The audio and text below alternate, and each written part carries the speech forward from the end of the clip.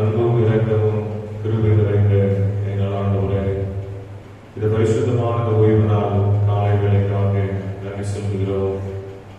சேனைகளின் கர்த்தர் பரிசுத்த பரிசுத்த பரிசுத்த ஆகாரத்துடனே கர்த்தரை தொழுது கொள்ளுங்கள் என்று சொல்லப்பட்ட வேத வாக்கின்படி இந்த புதிய வருடம், இந்த புதிய பரிசுத்தமான திருவிருந்த ஆராதனை பரிசுத்தத்தோடு நாங்கள் ஆராதிக்க ஆண்டவரின் ஆசீர்வாதத்தை தேவன் தந்தருளும்படியாக ஜெபிக்கிறோம். தொடர்ந்து தேவனை நடந்துங்க, ஆசீர்வதிங்க, பெரிய காரியங்களை செய்யுங்க. இயேசு கிறிஸ்துவின் மூலம் ஜெபிக்கிறோம் எங்கள் ஜீவனுள்ள நல்ல பிதாவே, ஆமென்.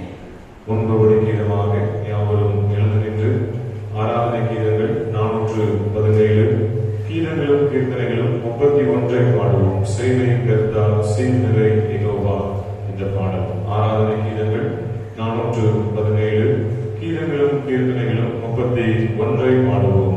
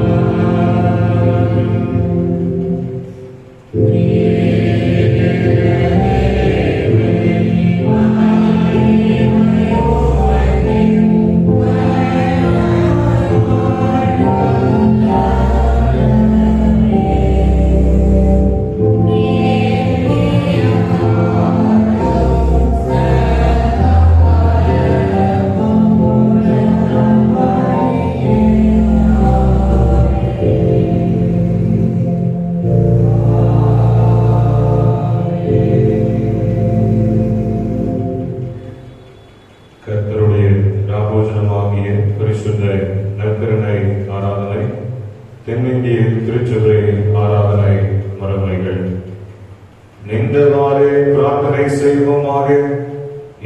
இருதயங்களையும் எல்லா விருப்பங்களையும் எல்லா ரகசியங்களையும் அறிந்திருக்கிற சர்வவல்லமுள்ள தேவனே, நாங்கள் தேவனிடத்தில் பரிபூரணமாய் அன்பு கூறவும் ஒரு பரிசுத்த நாமத்தை உத்தமமாய் மகிமைப்படுத்தவும் ஒரு பரிசுத்த ஆவி நேர்தலால் எங்கள் இருதயத்தின் சிந்தனைகளை சுத்தம் பண்ணியுள்ள என் கர்த்தராகிய கிறிஸ்துவின் மூலமாய் வேண்டிக் கொள்கிறோம்.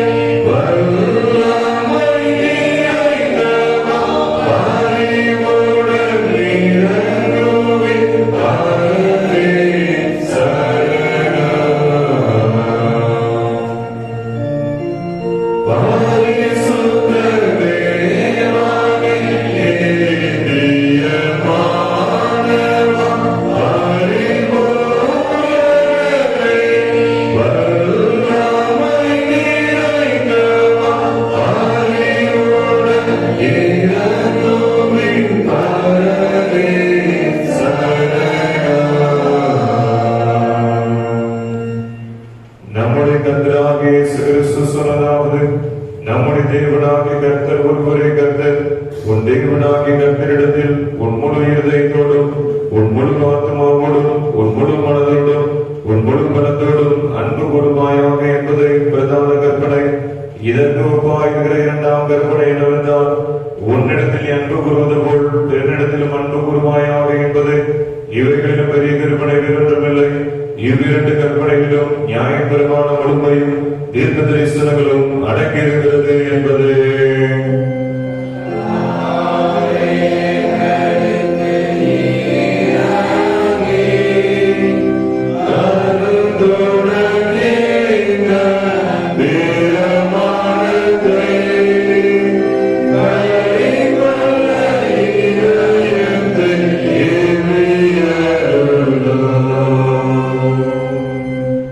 பிரியமானவர்களே, நாம் இப்பொழுது தேவனுடைய மகா பரிசுத்த வசனத்தை கேட்கவும் ஆண்டவருடைய சரீரத்தையும் இரத்தத்தையும் பெற்றுக்கொள்ளவும் இங்கே கூடி வந்திருக்கிறோம். உத்தம மனஸ்தாபத்தோடும் விசுவாசத்தோடும் அவரிடத்தில் கிட்டி சேர்வதற்காக தேவனுடைய கிருபை தேடி முழங்கால் படையிட்டு மௌனமாக நம்மை நாமே சோதித்தறிவோமாக.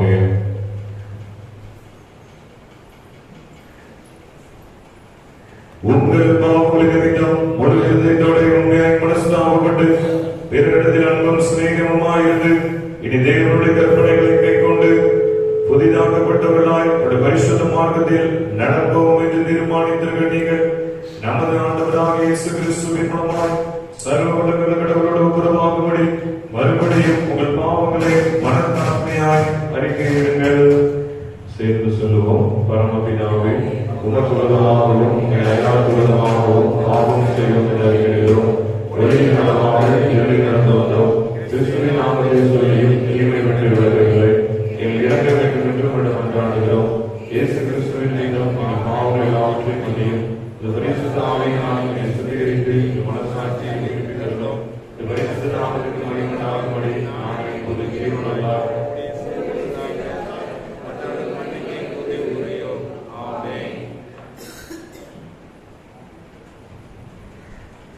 இயேசு கிறிஸ்துவின் மூலமாக தன்னிடத்தில் உண்மையாய் மனதிருப்பவரை யாவருக்கும் அருளப்பட்டு திரும்பி நிறைந்த தேவ வசனத்தை கேளுங்கள். வருத்தப்பட்டு பாரம் சுமக்கிறவர்களை நீங்கள் எல்லாரும் என்னிடத்தில் வாருங்கள், நான் உங்களுக்கு இளைப்பாறுதல் தருவேன். தேவன் தம்முடைய ஒரே பேரான குமாரனை விசுவாசிக்கிறவன் எவனோ அவன் விட்டு போகாமல் நித்திய ஜீவனை அடையக்கூடிய அவரை தந்தருளி இவ்வளவாய் உலகத்தில் அன்பு கூர்ந்தார். பாவிகளை ரட்சிக்க கிறிஸ்து இயேசு உலகத்தில் வந்தார் என்கிற வார்த்தை உண்மையும் எல்லா அங்கீகரிப்புக்கும் பாத்திரமுமானது. ஒருவன் பாவம் செய்வானேயானால் நீதிபதியாகிய இயேசு கிறிஸ்து நமக்காக பிதாவினிடத்தில் பரிந்து பேசுவதாயிருக்கிறார்.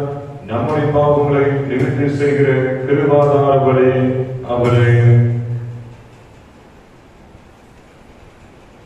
நம்முடைய பரமபிதாவாகிய சர்வவல்லமையுள்ள கடவுள் உத்தம மனஸ்தாபத்தோடும் உண்மையான விசுவாசத்தோடும் தமிழகத்திற்கு மணந்திருந்தே தங்கள் சகோதர சகோதரிகளின் குற்றங்களை மன்னிக்கிற யாவருக்கும் பாவ மன்னிக்க அளிச்சிடும் என்று மிகுந்த இரக்கமாய் வாக்குத்தத்தம் செய்திருக்கிறார்.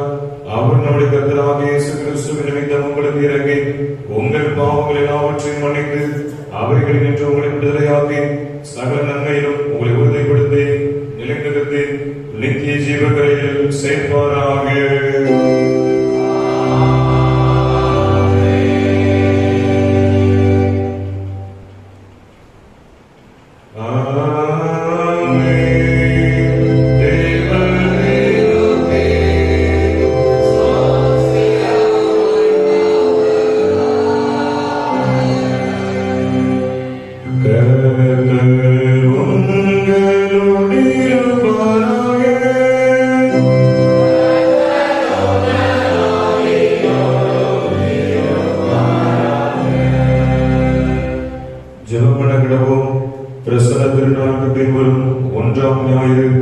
இயேசுவின் ஞான ஸ்நானம் அடையாளம் மற்றும் அருள் பணியை உறுதிப்படுத்துதல். வாழ்வழிக்கும் வல்ல தேவனே உம்மை துதிக்கிறோம். திருச்சபையிலே நீர் தந்துள்ள திருமுழுக்கிலும் திருவுருட்சாதனத்திற்காக உமக்கு நன்றி செலுத்துகிறோம். இந்நேமத்தின் வழியாக ஒரே ஆண்டவராக உம்மை அணைக்கிடுங்க நாங்கள் உம்மால் தொடப்படவும் மாற்று வாக்கு பெற்ற வாழ்விலே நிலைத்திருக்கவும் அருள் புரியும். திருமுழுக்கு பெற்று நாங்கள் யாவரும் கிறிஸ்துவின் சிந்தை தெரிந்து கொள்ளவும் எங்களில் உள்ள பழைய மனுஷனை கலைந்து புது சிருஷ்டியாய் வாழவும் அருள் புரியும். எங்கள் ஆண்டவராம் இயேசு கிறிஸ்துவின் வழியாக மிகுந்த மனத ஆண்மையோடு உம்மை வேண்டிக் கொள்கிறோம்.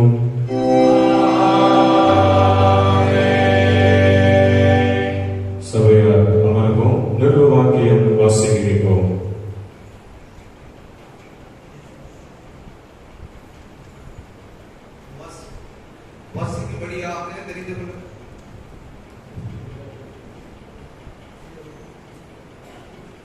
வாசிக்கும்படியாக தெரிந்து கொள்ளப்பட்ட நிருப வாக்கியம் அப்போஸ்தலனாகிய பவுல் கலாத்தியருக்கு எழுதின நிருபம் 4ஆம் அதிகாரம் 1ஆம் வசனம் முதல் 7ஆம் வசனம் வரை அடங்கியுள்ள தேவனுடைய வார்த்தைகளை கேளுங்கள்.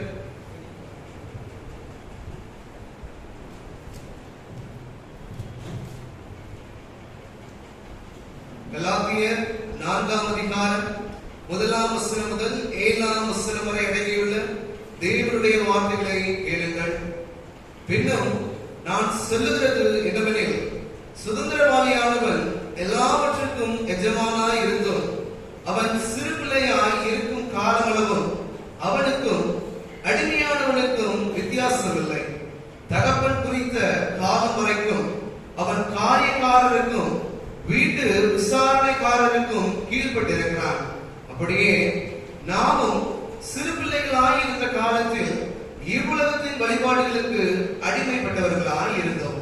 நாம் புத்திர சுவிகாரத்தை அடையும்படி நியாய பிரமாணத்துக்கு கீழ்பட்டவர்களை மீட்டுக் கொள்ளத்தக்கதாக காலம் நிறைவேறின போது ஸ்திரீனிடத்துக்கு பிறந்தவரும் நியாய பிரமாணத்துக்கு கீழானவரும் ஆகிய தம்முடைய குமாரனை தேவன் அனுப்பினார். மேலும் நீங்கள் புத்திரராய் இருக்கிறபடியால் அப்பா பிதாவே என்று கூப்பிடத்தக்கதாக தேவன் தமது குமாரனுடைய ஆவியை உங்கள் இருதயங்களில் அனுப்பினார். ஆகையால் இனி நீ அடிமையாய் இராமல் புத்திரனாய் இருக்கிறாய். நீ புத்திரனேயானால் கிறிஸ்து மூலமாய் தேவனுடைய சுதந்திரனாயும் இருக்கிறாய் என்பது பாடம் முடிந்தது. சுவிசேஷ வாக்கியத்திற்காக நாம் யாவரும் எழுந்திருப்போம். பரிசுத்த மத்தேயு என்பவர் எழுதின நற்செய்தி நூல் 3ஆம் அதிகாரம் 11ஆம் வசனம் முதல் 17ஆம் வசனம் வரை அடங்கியுள்ள கிறிஸ்துவினுடைய வார்த்தையை கேளுங்கள்.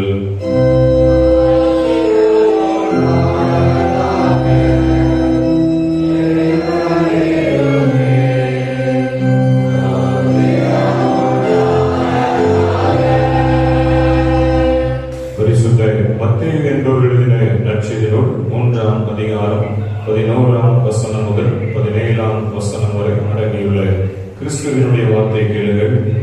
மனம் திரும்புதலுக்கு என்று நான் ஜலத்தினால் உங்களுக்கு ஞானஸ்நானம் கொடுக்கிறேன். எனக்கு பின் வருகிறவரோ என்னிலும் வல்லவராயிருக்கிறார். அவருடைய பாதரட்சைகளை சுமக்கிறதற்கு நான் பாத்திரன் அல்ல. அவர் பரிசுத்த ஆவியினாலும் அக்னியினாலும் உங்களுக்கு ஞானஸ்நானம் கொடுப்பார். தூற்றுக்கூடை அவர் கையில் இருக்கிறது. அவர் தமது களத்தை நன்றாய் விளக்கி தமது கோதுமையை களஞ்சியத்தில் சேர்ப்பார். பதலையோ அவியான அக்னியினால் சுட்டரிப்பார் என்றார். அப்பொழுது யோவானால் ஞானஸ்நானம் பெறுவதற்கு இயேசு கலிலேயாவை விட்டு யோர்தானுக்கு அருகே அவரிடத்தில் வந்தார். யோவான் அவருக்கு தடை செய்து, நான் உம்மாலே ஞானஸ்நானம் பெற வேண்டியதாயிருக்க நீர் என்னிடத்தில் வரலாமா என்றார். இயேசு அவனுக்கு பிரதித்திரமாக, இப்பொழுது இடங்கொடு, இப்படி எல்லா நீதியையும் நிறைவேற்றுவது நமக்கு ஏற்றதா இருக்கிறது என்றார். அப்பொழுது அவருக்கு இடம் கொடுத்தார். இயேசு ஞானஸ்நானம் பெற்று ஜலத்திலிருந்து கரையேறின உடனே இதோ வானம் அவருக்கு திறக்கப்பட்டது. தேவ ஆவி புறாவை போல இறங்கி தம்மை வருகிறதை கண்டார். அன்றையும் வானத்திலிருந்து ஒரு சத்தம் உண்டாகி, இவர் என்னுடைய நேசகுமாரன், இவரில் பிரியமாய் இருக்கிறேன் என்று உரைத்தது என்பது. இது கிறிஸ்துவின் வாழ்வுதலும் நற்செய்தி.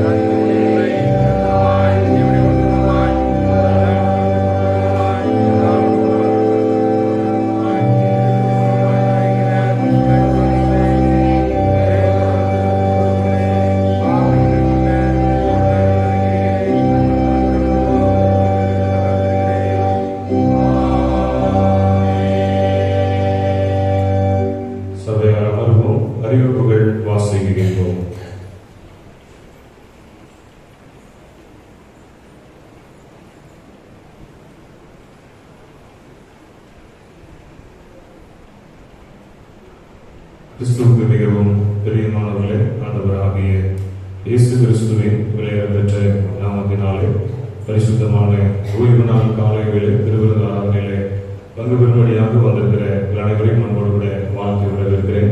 கிருபைக்கும் சமாதானமும் உங்கள் அனைவருக்கும் உண்டாவதாக என்று அன்போடு கூட வாழ்த்துகிறேன். இந்த நாளிலும் திருமண்டலம் நமக்கு கொடுக்கப்பட்டிருக்கிற தலைப்பு இயேசுவின் ஞானஸ்நானம், அடையாளம் மற்றும் அருட்பணியை உறுதிப்படுத்துதல். கலாத்தியர் 4ஆம் அதிகாரம் 7வது வசனம். ஆகையால் இனி நீ அடிமையாயிராமல் புத்திரனாய் இருக்கிறாய். நீ புத்திரனே ஆனால் கிறிஸ்து மூலமாய் தேவனுடைய சுதந்திரனாயும் இருக்கிறாய். கலாத்தியர் 4ஆம் அதிகாரம் 7வது வசனம். இப்பொழுது சிறு பிள்ளைகள் முன்பதாக வந்து சத்திய வசனம் ஏற்படுவார்கள்.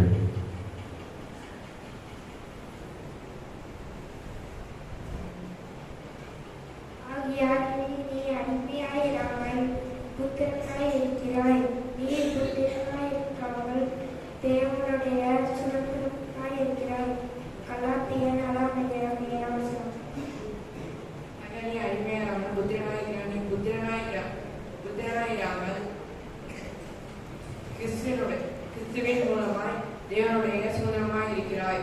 கலாத்தியர் 4. புத்திரனாய் இருக்கிறார். நீ புத்திரனே ஆனால் கிறிஸ்து மூலமாய் தேவனுடைய சுதந்திரமாக இருக்கிறார். கலாத்தியர் 4ஆம் அதிகாரம் 7வது வசனம்.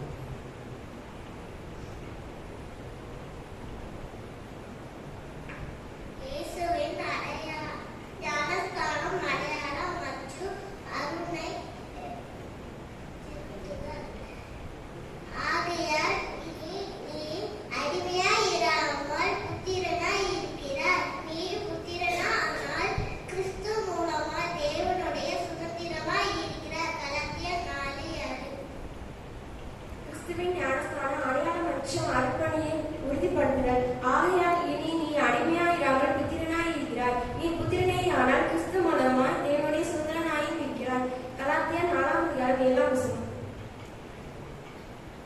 திருவசனத்துடைய அனைத்து பிள்ளைகளையும் கர்த்தர் ஆசீர்வதிப்பாராக.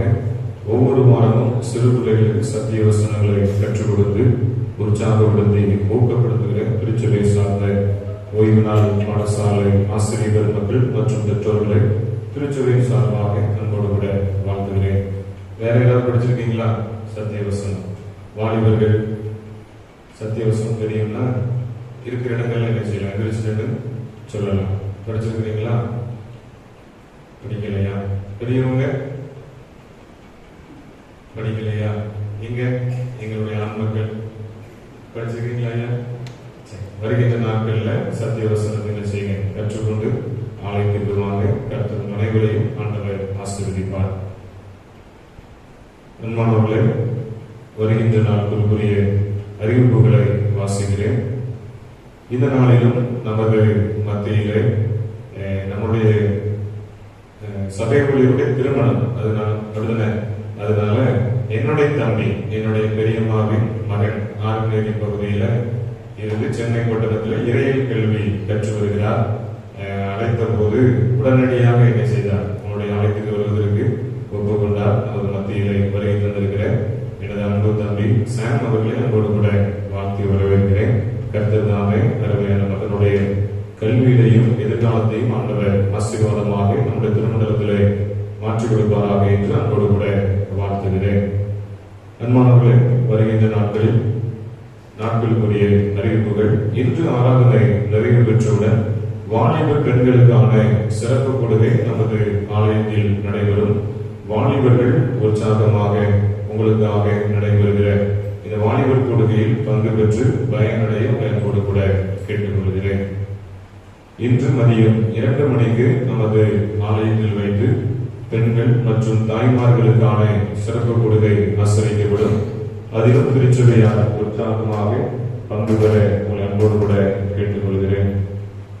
இன்று மாலை 3:30 மணிக்கு நமது ஆலயத்தில் வைத்து ஞாயிறு பள்ளி மாணவியருக்கான வகுப்புகள் நடைபெறும்.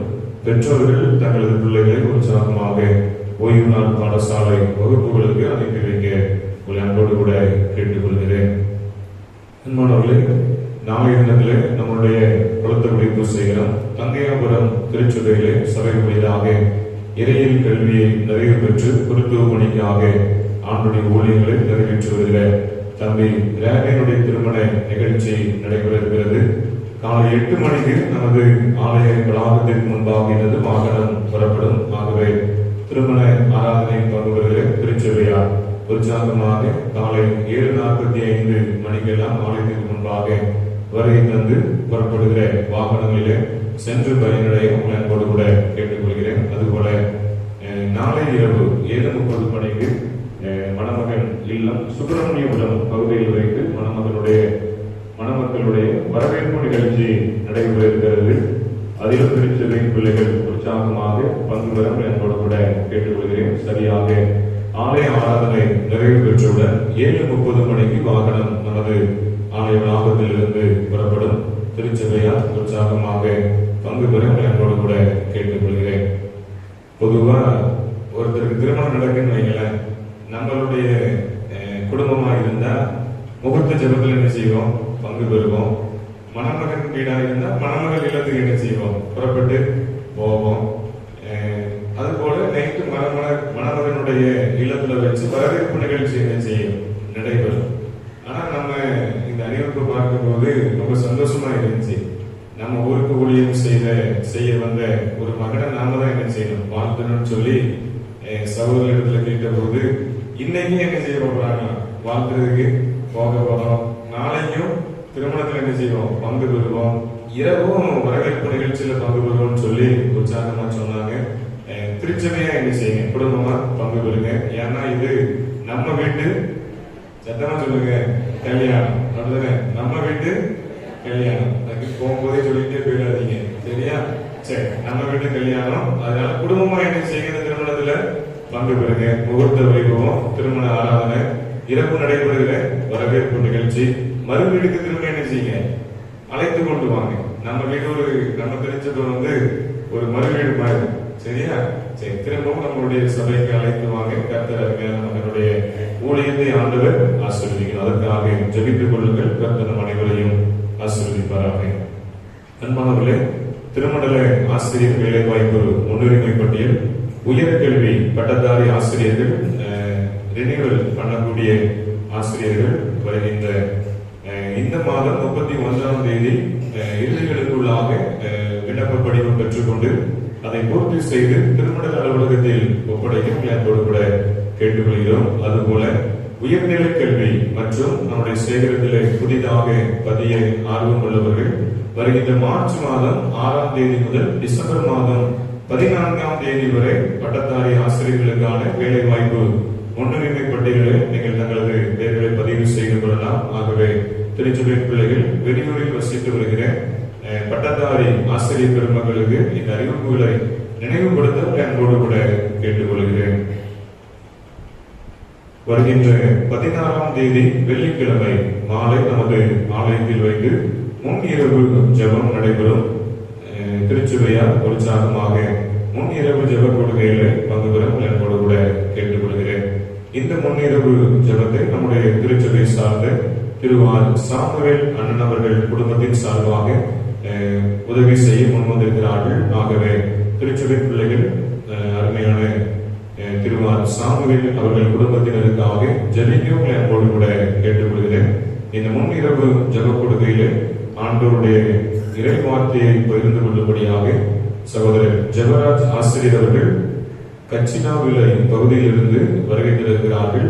உற்சாகமாக முன்னிரவு ஜெப கொடுகை பங்கு பெற அன்போடு கூட கேட்டுக்கொள்கிறேன். நண்பர்களே, வருகின்ற 15ஆம் தேதி வியாழக்கிழமை தூத்துக்குடி ஆசிரியர் திருமண்டலம் 1000 ஆண்களுக்கான மாநாடு வருகின்ற 15ஆம் தேதி ஜெபமலை மாதாபுரம் இயேசுவிருக்கிறார் ஒரு ஊழிய வளாகத்தில் வைத்து நடைபெற இருக்கிறது. காலை 9 மணி முதல் மாலை 4 மணி வரை நடைபெறும் என்பதை தெரிவித்துக் கொள்கிறோம். இந்த இயேசுவிருக்கிறார் இந்த வளாகத்தில் நடைபெறுகிற இந்த 1000 ஆண்களுக்கு கொடுக்கைக்காக செல்ல ஆயத்தமுள்ள ஆண்கள் குறைந்தபட்சம் ஒரு 20 பேர் நீங்கள் வருகை தந்தால் உங்களுக்கான வாகனத்தை சேகர நிதியிலிருந்து ஒதுக்கி செய்து கொடுக்கப்படும். இல்லை என்றால் குறைந்த நபர்கள் இருக்கிறீர்கள் என்று சொன்னால் உங்களுக்கு நுழைவு கட்டணம் ரூபாய் 150 சேகர நிதியிலிருந்து கொடுக்கப்படும். ஆகவே இன்று மாலை 5 மணிக்குள்ளாக குறைந்தபட்சம் 20 பேர் நீங்கள் பங்கு பெறுவீர்கள் என்று சொன்னால் எங்களிடத்திலே சொன்னால் உங்களுக்கான வாகனங்களை ஒழுங்கு செய்ய ஏற்றதாக இருக்கும். ஆகவே பெயர்களை முன்கூட்டியே சபை மூலமாக தெரியப்படுத்த அன்போடு கூட கேட்டுக்கொள்கிறேன். அல்லது நாங்க 5 பேர் தான் இருக்கிறோம், நாங்க போயிட்டு வர்றோம் அப்படின்னு சொல்லி நீங்க விருப்பப்பட்டீங்கன்னா, அதாவது உங்க என்ட்ரன்ஸ் ஃபீஸ் 150 ரூபாய் சேகர நிதியிலிருந்து கொடுக்கப்படும் என்பதை தெரிவித்துக் கொள்கிறோம். 15 பேருக்கு மிகாமல் நீங்கள் சென்று வருவீர்கள் என்று சொன்னால் உங்களுக்கான வாகனம் ஒழுங்கு செய்து தரப்படும் என்பதையும் இந்த நேரத்தில் நினைவுபடுத்துகிறோம். வருகின்ற 31ஆம் தேதி இரவு ஆராதனை, இன்று நடைபெறுகின்ற ஆராதனை போல வருகின்ற 31ஆம் தேதி வரையிலும் மாலை ஆராதனை 6:30 மணிக்கு நடைபெறும். 1-2-26 ஞாயிற்றுக்கிழமை முதல் இரவு ஆராதனை 7 மணிக்கு மாற்றம் செய்யப்பட்டு நடைபெறும் என்பதை தெரிவித்துக் வருகிறோம். அன்பானவர்களே, நாம் ஏற்கனவே அறிவித்தபடி வருகின்ற பிப்ரவரி மாதம் 2வது ஞாயிற்றுக்கிழமை 8/2/2026 அன்று நடைபெறுகிற பரிசுத்த திருவிருந்து ஆராதனையானது சங்கப்பண்டிகை ஆராதனையாக நடைபெறும். 2025 ஏப்ரல் முதல் 2026 ஆண்டிற்கான மார்ச் மாதம் 31ஆம் தேதி வரையிலான நடப்பு கால சங்கப்பண்டிகை வருகின்ற பிப்ரவரி மாதம் 2வது ஞாயிற்றுக்கிழமை ஆசிரியப்படும். திருச்சபையார் உற்சாகமாக சங்கப்பண்டிகை ஆராதனையில் கலந்து கொள்ள உங்களை அன்போடு கூட கேட்டுக்கொள்கிறேன். அன்பானவர்களே, கடந்த என்னுடைய சேகர கமிட்டி சிறப்பு கொடுகையின் ஆலோசனையின்படி இதர சுப நிகழ்ச்சிகள் மற்றும் ஆசிரியர் வேலை வாய்ப்பு முன்னுரிமை பட்டியல் மற்றும் இறப்புக்கு ரூபாய் 600 என நிர்ணயம் செய்யப்பட்டிருக்கிறது. அதாவது நம்மளுடைய சேகரத்திலிருந்து நிர்ணயிக்கப்பட்ட சங்கம் அல்ல, தூத்துக்குடி ஆசிரியர் திருமணத்திலிருந்து நியமிக்கப்பட்ட சங்கமானது ரூபாய் 600 செலுத்த உங்களை அன்போடு கூட கேட்டுக்கொள்கிறேன். அதாவது ஞானஸ்நானம் மற்றும் திடப்படுத்தல் பயின்ற அனைவருமே கட்டாயமாக குறைந்தபட்ச சங்கம் ரூபாய் 300 செலுத்த உங்களை அன்போடு கூட கேட்டுக்கொள்கிறோம். அப்போ நீங்க கேட்கலாம், சிறு பிள்ளைகளுக்கு எவ்வளவு செலுத்தலாம்னு சொல்லி என்ன செய்யலாம் கேட்கலாம். அது உங்களால் இயன்ற காணிக்கைகளை என்ன செய்யுங்க, சிறு பிள்ளைகளுக்கு செலுத்துங்க. ஞானஸ்நானம் திடப்படுத்தல் நீங்க படித்திருக்கிறீங்க அப்படின்னு சொல்லி சொன்னா நீங்க கட்டாயமா குறைந்தபட்ச சங்கம் 300 என்ன செய்யணும், அரை சங்கம் செலுத்தணும். திருமண நிகழ்ச்சி அல்லது இதர சுப நிகழ்ச்சி, அடக்க ஆராதனை மற்றும் ஆசிரியர் வேலைவாய்ப்பு, முன்னுரிமை பட்டியல், ஞானஸ்நானம் குடும்பத்தில் யாருக்காவது கொடுக்கணும் அப்படின்னு சொல்லி சில நிகழ்ச்சிகள் இருக்குன்னா குறைந்தபட்சம் இப்போ ஒருத்தருக்கு திருமணம் ஆகுதுன்னு வைக்கல, திருமணம் ஆகிற மணமகனுக்கு சங்கம் எவ்வளவு இருக்கணும், 600 ரூபாய் இருக்கணும். மணமகனுடைய தந்தைக்கு அதாவது தகப்பனாருக்கும் சங்கம் எவ்வளவு இருக்கணும், 600 ரூபாய் இருக்கணும். அதனால அதை கருத்தில் கொண்டு யாருடைய வீட்டில் யாரும் திருமணம் நடைபெறணும்னு சொல்லி ஆசைப்படுறீங்க நினைக்கிறீங்க அப்படின்னா இப்பவுமே செஞ்சிருங்க, கெட்ட ஆரம்பிங்க. ஏற்ற காலத்துல ஆண்டவர் திருமண காரியங்கள் எல்லாவற்றையும் கர்த்தர் வாங்கி செய்வார். இது சங்க காணிக்கை எங்களுக்கு நீங்க கொடுக்கறதே இல்லை, அப்படிதானே? உங்கள் பெயரில ஆண்டவருடைய ஊழியத்திற்கு உங்களுடைய திருச்சபைக்கு நீங்கள் கொடுக்கப்படுகிற காணிக்கை. அதனால கொடுத்து பயனடைய உங்களை அன்போடு கூட கேட்டுக்கொள்கிறேன். வருகின்ற நாட்களில் தங்களுடைய பிறந்த நாளை ஆசரிப்பவர்களின் பெயர்களை வாசிக்கிறேன். இன்று 11ஆம் தேதி தன்னுடைய பிறந்த நாளை அனுசரிப்பவர் ஸ்ரீ பிரயனா டாப்னி, சென்னை பட்டணத்திலே வசித்து வருகிறார்கள். 12ஆம் தேதி பிறந்த நாளை ஆசரிப்பவர்கள் Shri Steven Tiruppur, D Jeniston Thangaiyapuram, R தேம்ஸ் ஏர்ன செல்வி ஓஸ்பேட்டை. 17ஆம் தேதி R Chelsea, daughter of Mister S R. Rajan Bangalore, C Bryson son of Mister R. Christudas Thangaiyapuram. வருகின்ற நாட்களில் தங்களுடைய திருமண நாளை ஆசரிப்பவர்கள் 11ஆம் தேதி இன்று கிறிஸ்டோபர் யோசேப், திருமதி சி ஜெனிட்டா ஓஸ்பேட். 17ஆம் தேதி மிஸ்டர் ஜி கிப்சன் டேனியல், திருமதி ஜி சர்மிளா டேனியல் திருப்பூர். பிறந்தநாள் மற்றும் திருமண நாளை அனுசரிக்கின்ற பிள்ளைகளுக்குரிய வாக்குத்தத்த வசனம் 138ஆம் சங்கீதம் 8ஆம் வசனம். கர்த்தர் எனக்காக யாவையும் செய்து முடிப்பார், உமது கிருபை என்று உள்ளது, உமது கரத்தின் கிரியைகளை நெகிழ விடாதிருப்பீராக. சங்கீதம் 138 8வது வசனம். பிறந்தநாள் மற்றும் திருமண நாளை ஆசிரிக்கின்ற பிள்ளைகளுக்காக அமர்ந்தவனமாக தலைகளை தாழ்த்தி ஜெபம் செய்வோம். அதனைத் தொடர்ந்து நமது பாடகர்களும் சிறப்பு கவி ஒன்றை வாழ்த்து பாடலாக பாடுவார்கள். ஜெபம் செய்வோம். அன்பும் இரக்கமும் கிருபை நிறைந்த என் ஆண்டவரே, வருஷத்தை நன்மையால் முடிசூற்றுகின்றவரே, உமக்கு நாங்கள் நன்றி செலுத்துகிறோம். கடந்த வருடங்கள் நாட்கள் முழுவதும் கர்த்தர் கனிமணியோடு பாதுகாத்து இந்த நாளிலும் ஆண்டவரே புதிய வருடத்திற்குள்ளாக பிறந்த நாள் மற்றும் திருமண நாளை கர்த்தர் காண்பதற்கு உதவி செய்திருக்கிறேன். எங்கள் திருச்சபை பிள்ளைகள் ஆசீர்வதிக்கப்பட வளர்ந்து பெருக செய்கின்ற வேலை வாய்ப்புகள், கல்வி எதிர்காலங்கள் ஆசீர்வாதமாய் இருக்க ஆண்டவர் கிருபைத்தார். கர்த்தர் எனக்காக யாவையும் செய்து முடிப்பார்.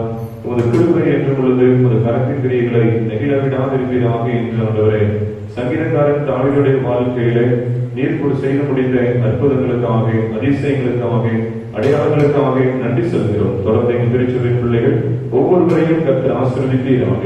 இயேசு கிறிஸ்துவின் மூலம் ஜெபிக்கிறோம் எங்கள் ஜீவனுள்ள நல்ல பிதாவே. Yeah.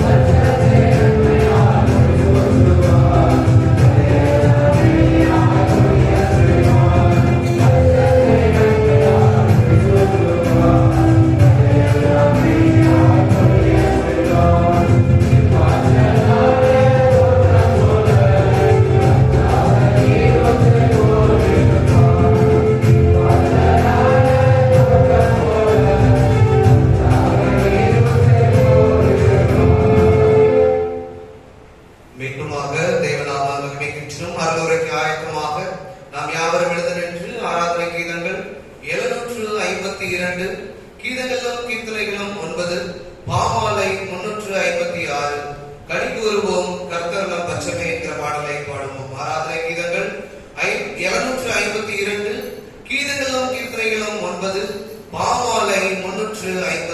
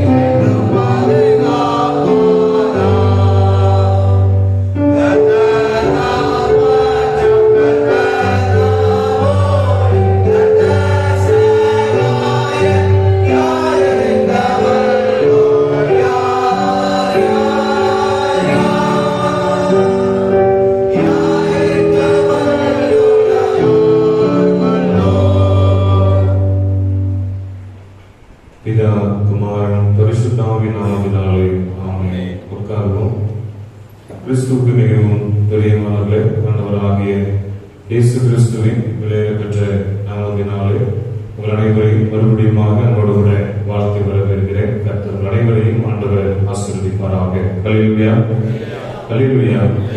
சந்தோஷமா இருக்கிறீங்களா? ஹல்லேலூயா. புதிய வருஷத்தை ஆண்டவர் காண செய்திருக்கிறார். புதிய நன்மைகளை ஆண்டவர் என்ன செய்திருக்கிறார்? கொடுத்திருக்கிறார். கொடுக்கப்பட்ட வாக்குத்தத்த வசனம் என்ன? சட்டவாக்கியம். சட்டமாவசியமா இது இல்லாம சட்டவாக்கியம் கேட்டேன். இந்த வருஷத்துக்கு ஆண்டவர் நம்ம கொடுத்த சட்டவாக்கியம் வாக்குத்தத்த வசனம்.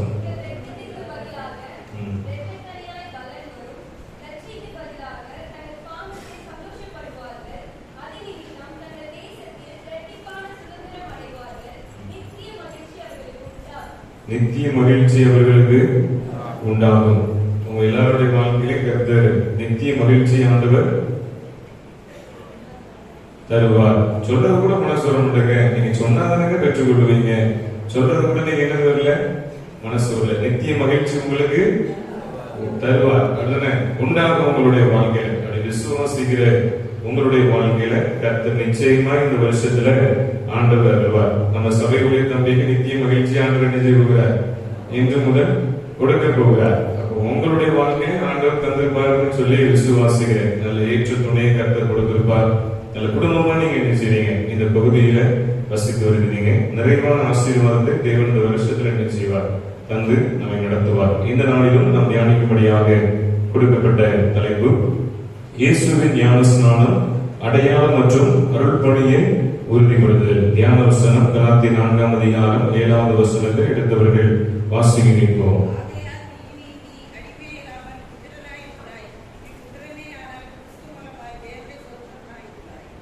இனி நீ அடிமையாயிராமல் புத்திரனாய் இருக்கிறாய். நீ புத்திரனை ஆனால் கிறிஸ்து மூலமாய் தேவனுடைய சுதந்திரனாய் இருக்கிறாய். அமர்ந்த குணமாக தலைகளை தாழ்த்தி ஜெபம் செய்வோம். அன்பின் ஆண்டவரே, ஆசீர்வாதமான பகல் வேளைக்காக நன்றி செலுத்துகிறோம். இந்த நாளிலும் ஞானஸ்நானம் பெற்றவர்களாக, பெற இருப்பவர்களாக, ஞான பெற்றவர்களாக இருக்கிற திருச்சபையாரை கர்த்தர் ஆசீர்வதிப்பீராக. பேசுகிற உங்களுடைய வேத வசனம் உங்களுடைய வாழ்க்கையில பரிசுத்தப்படுத்தக்கூடியதாக இருக்க தேவன் எங்களுக்கு கிருபை தாரும். இயேசு கிறிஸ்துவின் மூலம் ஜெபிக்கிறோம் எங்கள் ஜீவனுள்ள நல்ல பிதாவே, ஆமென். அன்பானவர்களே, ஒரு கிராமத்தில் ஒருவர் வசித்து வந்தார். வசித்து வந்த அந்த கிராமவாசிக்கு ஒரு நாள் ஞானஸ்நானம் பெற வேண்டும் என்று சொல்லி எண்ணம் தன்னுடைய உள்ளத்திலே வந்தது. நீங்க எல்லாரும் ஞானஸ்நானம் எடுத்திருக்கிறீங்களா? எடுத்திருக்கிறீங்க. அப்படி அதே போல இந்த சகோதரனுடைய வாழ்க்கையிலேயும் ஞானஸ்நானம் எடுக்கணும்னு சொல்லி பிரியப்படுறார். குழந்தைகள் ஞானஸ்நானம் நமக்கு என்ன செய்யப்பட்டிருப்பாங்க, கொடுக்கப்பட்டிருப்பாங்க. அது போல இந்த சகோதரனும் பாருங்க, குழந்தை ஞானஸ்நானம் எடுக்கிறாரு. ஒரு குறிப்பிட்ட பருவம் கடந்து வந்த உடனே முழுக்க ஞானஸ்நானம் எடுக்கணும்னு சொல்லி என்ன செய்யறார், பிரயாசப்படுறார். இன்னைக்கு அநேகர் தன்னுடைய வாழ்க்கையில பொருத்தனை பண்ணுவாங்க. இந்த வருஷ துவக்கத்துல நீங்க என்ன செஞ்சிருப்பீங்க, பொருத்தனை பண்ணிருப்பீங்க. நான் என்ன செய்ய மாட்டேன், பொய் பேச மாட்டேன், கணவருக்கு கீழ்ப்படியுவேன், மனைவியினிடத்துல அன்பு கூறுவேன், ஆண்டவருக்கு பிரியமில்லாத காரியங்களை விட்டு விலகி இருப்பேன்னு சொல்லி இன்னைக்கு அநேகம் பொருத்தனை பண்ணிருப்பீங்க. பொருத்தனை பண்ணீங்களா, பண்ணலையா? உங்களெல்லாம் பாருங்க, பார்க்கும்போது பொருத்தனை இருக்கு. அது பண்ணனா எங்களால என்ன செய்ய முடியாது, நிறைவேற்றவே முடியாது அப்படிங்கிற மாதிரி எல்லாம் பார்க்கிறீங்க. அப்படிதானே? பொருத்தனை பண்ணீங்களா, பண்ணலையா? சரி, பண்ணீங்க. அந்த பொருத்தனை கண்டிப்பா என்ன செய்யுங்க, நிறைவேற்றுங்க. அப்படி இந்த சகோதரன் பாருங்க, தன்னுடைய வாழ்க்கையில ஒரு பொருத்தனை பண்றார். ஞானஸ்நானம் பெற்றதுக்கு பிறகு நான் என்ன செய்ய மாட்டேன், நான்வெஜ் எதுவுமே சாப்பிட மாட்டேன். சிக்கனோ மட்டனோ பீஃபோ ஃபிஷ்ஷோ என்ன செய்ய மாட்டேன், சாப்பிட மாட்டேன்னு சொல்லி இந்த சகோதரன் வந்து பொருத்தனை பண்றார். பொருத்தனை பண்ணி வாழ்ந்து கொண்டிருக்கிறார். ஞானஸ்நானமும் என்ன செய்யறார், பெற்று கொள்கிறார். ஒரு நாள் பாருங்க, இன்னைக்கு சிக்கன் மட்டன் எல்லாருக்கும் பிடிக்குமா, சாப்பிடுவீங்களா? அதெல்லாம் சாப்பிட மாட்டோம். என்னத்தான் சுகர் இருக்குன்னு சொன்னாலும் நம்ம என்னதான் செய்வோம், லட்டு வீட்டுல இருக்கிறது பார்த்துட்டா சாப்பிடதான் செய்வோம். அப்படிதானே? பிரஷர் இருக்குன்னு சொல்லிட்டா இதை சாப்பிடாதீங்கன்னு சொன்னா அதைத்தான் என்ன செய்வோம், சாப்பிடுவோம். அப்படி பாருங்க, இந்த சகோதரன் வந்து பொறுத்தனையும் செஞ்சுட்டார். நான் என்ன செய்ய மாட்டேன், ஞானஸ்நானம் பெற்றதுக்கு பிறகு நான்வெஜ் எதுவுமே என்ன செய்ய மாட்டேன், சாப்பிட மாட்டேன்னு சொல்லி பொருத்தனை பண்ணிட்டார். சில நாட்கள் கழிந்து சென்றது. இவருக்கு ஆசை வந்துச்சு. என்ன ஆசை வந்துச்சு, எதுங்க? மாமியார் கிட்ட இருந்தா அது நம்ம சபைக்குள்ளே போவேன். அப்படிதானே? சரி, என்னன்னா நான்வெஜ் சாப்பிடணும்னு சொல்லி என்ன செஞ்சு உள்ளத்துல ஆசை வந்துச்சு. இப்ப பாருங்க, இவனுக்கு உள்ளத்துல ஒரு பக்கம் என்ன பண்ணிருக்கிறாரு, பொருத்தனை செஞ்சாச்சு. நான் ஆண்டவருக்காக வாழ போகிறேன், நான்வெஜ் எதுவுமே என்ன செய்ய மாட்டேன், சாப்பிட மாட்டேன். ஆனா இங்க கண்ணிற்கு முன்பாக மிகவும் சுவையுள்ளதா, அழகூட்டக்கூடியதா என்ன செய்யுது, நான்வெஜ் இருக்கு அப்படின்னு சொல்லி இந்த சகோதரனுக்கு பாருங்க, சிக்கன் எப்படியாவது சாப்பிடணும்னு சொல்லி ஆசை வந்துச்சு. இவர் என்ன செய்யறாரு, வீட்டுக்கு சிக்கன் என்ன செய்யறாரு, வாங்கிட்டு போறாரு. வாங்கிட்டு போயிட்டு இவரு நினைத்து பார்க்கிறார், நம்ம வந்து நான்வெஜ் எல்லாம் சாப்பிட மாட்டோம்னு சொல்லி பொருத்தனை பண்ணி தானே ஞானஸ்நானம் எடுத்தோம். ஆனா இன்னைக்கு நம்ம சிக்கனை வீட்டுக்கு வாங்கிட்டு வந்துட்டோமே, என்ன செய்யன்னு சொல்லி இவருக்கு உள்ளத்துல ஒரே கஷ்டம். அப்போ இவருக்கு ஒரு ஞாபகம் வருது. அதாவது ஞானஸ்நானம் கொடுக்கும் போது ஒரு 3 காரியங்களை கற்றுக் கொடுப்பாங்க. ஞாபகம் இருக்கா? ஞான பெற்றோர்களுக்கு. ஞான பெற்றோர்கள யாரெல்லாம் இதுவரைக்கும் இருந்திருக்கீங்க? என் பேர ஞான பெற்றோரா போட்டிருக்காங்க ஐயா அப்படின்னு சொல்லி சொல்றவங்க இருக்கீங்களா? கை தூக்க மாட்டீங்க. சொல்லுங்க பாப்போம், யாரெல்லாம் இருக்கீங்க? சரியா, சொல்லுங்க பாப்போம். ஞான பெற்றோர்களுக்கு ஒரு 3 காரியம் சொல்லி கொடுத்திருப்பாங்க ஞானஸ்நானத்துல. என்னெல்லாம் சொல்லி கொடுத்தாங்க? எதுங்க? அதாவது திரைப்படத்தில் பயின்ற மாணவ மாணவியர்களுக்கு தெரியும். உங்களுக்கு தெரியுமா? தெரியுமா? முழு பொறுப்பு பிள்ளைங்களுக்கு, முழு பொறுப்பு எல்லாருமே, முழு பொறுப்பு ஞான பெற்றோருடைய வேலை. பரம்பரை ஜெபம் சொல்லிக் கொடுக்கணும். அதுக்கு பிறகு விசுவாச பிரமாணம் 3 என்ன செய்யணும்? சொல்லிக் கொடுக்கணும். 10 கட்டளைகள் என்ன செய்யணும்? கற்றுக் கொடுக்கணும். இன்னொரு முக்கியமான 3 பாயிண்ட் சொல்லிக் கொடுப்பாங்க. ஞாபகம் இருக்கா? அதாவது வெறுத்து விடுவேன், கை கொள்ளுவேன், விசுவாசிப்பேன் அப்படின்னு சொல்லி ஒரு 3 காரியத்தை என்ன செய்வாங்க? கை கொடுப்பாங்க, சொல்லிக் கொடுப்பாங்க. அதுல ஞாபகம் இருக்கா? யாரெல்லாம் விசுவாசிக்கீங்க? யாரெல்லாம் கை கொண்டீங்க? யாரெல்லாம் வெறுத்து விட்டீங்க? சொல்லுங்க பார்ப்போம். சும்மா ஞான பெற்றோருக்கு மட்டும் பேராங்க செய்யறது பெருசா, பேருக்கு பக்கத்துல ஒரு பேரையும் சேர்த்து என்ன செஞ்சுக்கிடுவோம்? கொடுத்து விடுவோம். ஆனா ஞான பெற்றோருக்குரிய கடமை என்னன்னு கேட்டா தெரியாது. அப்படித்தானே? இன்னைக்கு வருங்காலங்கள் ஞான பெற்றோர பேர் கொடுக்கணும்னா கேட்டுட்டு என்ன செய்யுங்க? கொடுங்க. ஞானஸ்நான ஆராதனை நான் இருந்தேன்னா கண்டிப்பா என்ன செய்வேன்? கேள்வி கேட்பேன். சரியா? அதனால நான் இருக்கிறது வரைக்கும் என்ன செய்யுங்க? யோசிச்சுட்டு இருங்க. ஒருவேளை நாளைக்கு போனோம்னு சொல்லி நினைச்சிடாதீங்க. சரி, அது ஆண்டுடைய சித்தமா இருந்தாலும் என்ன செய்யும்? நடக்கும். அப்படிதானே? அப்படி இன்னைக்கு பாருங்க, இந்த சகோதரனும் வெறுத்து விடுவேன், கை கொள்ளுவேன், விசுவாசிப்பேன் சொல்லிதானே நம்ம என்ன செஞ்சோம்? ஞானஸ்நானம் எடுத்தோம். இன்னைக்கு நம்மால அதை பின்பற்ற முடியலையேன்னு சொல்லி ஒரே துக்கம். உடனே இந்த சகோதரனுக்கு ஒரு ஞாபகம் வந்துச்சு. ஞானஸ்நானம் கொடுக்கும்போது என்ன சொல்லி கொடுப்பாங்க? பிதா, குமாரன், பரிசுத்த ஆவியின் நாமத்தினால இந்த குழந்தைக்கு நாங்க என்ன செய்யறோம்? ஞானஸ்நானம் கொடுக்கறோம்னு சொல்லி கொடுப்பாங்க இல்லையா? இவன் சிக்கனை முழு கோழியா என்ன செஞ்சுட்டாங்க? தூக்கிட்டு வந்துட்டு அந்த சிக்கனுக்கு ஞானஸ்நானம் கொடுக்கான். பிதா, குமாரன், பரிசுத்த ஆவியின் நாமத்தினால இன்று முதல் உனக்கு பொட்டட்டோ, உருளைக்கிழங்கு என்று பெயரிடுகிறேன்னு சொல்லி என்ன செஞ்சாச்சு? ஞானஸ்நானம் கொடுத்துட்டு என்ன செஞ்சாச்சு? சாப்பிட ஆரம்பிச்சாச்சு. அப்போ சிக்கன் எதா மாறிட்டு? உருளைக்கிழங்கு மாறிட்டு பொட்டட்டோவா பொட்டட்டோ தானே இங்கிலீஷ்ல. ஆமா, பொட்டட்டோவா என்ன செஞ்சுட்டு மாறிட்டு. அப்ப அது என்னது கிடையாது? இனி சிக்கன் கிடையாது. அது என்னது? பொட்டட்டோ அப்படின்னு சொல்லிட்டு இந்த சகோதரன் என்ன செஞ்சானா? அடிச்சு விட்டுட்டான். அப்படி இன்னைக்கு நம்மளுடைய வாழ்க்கையில் இன்னைக்கு அனைவரும் வந்து என்ன செய்யறோம்?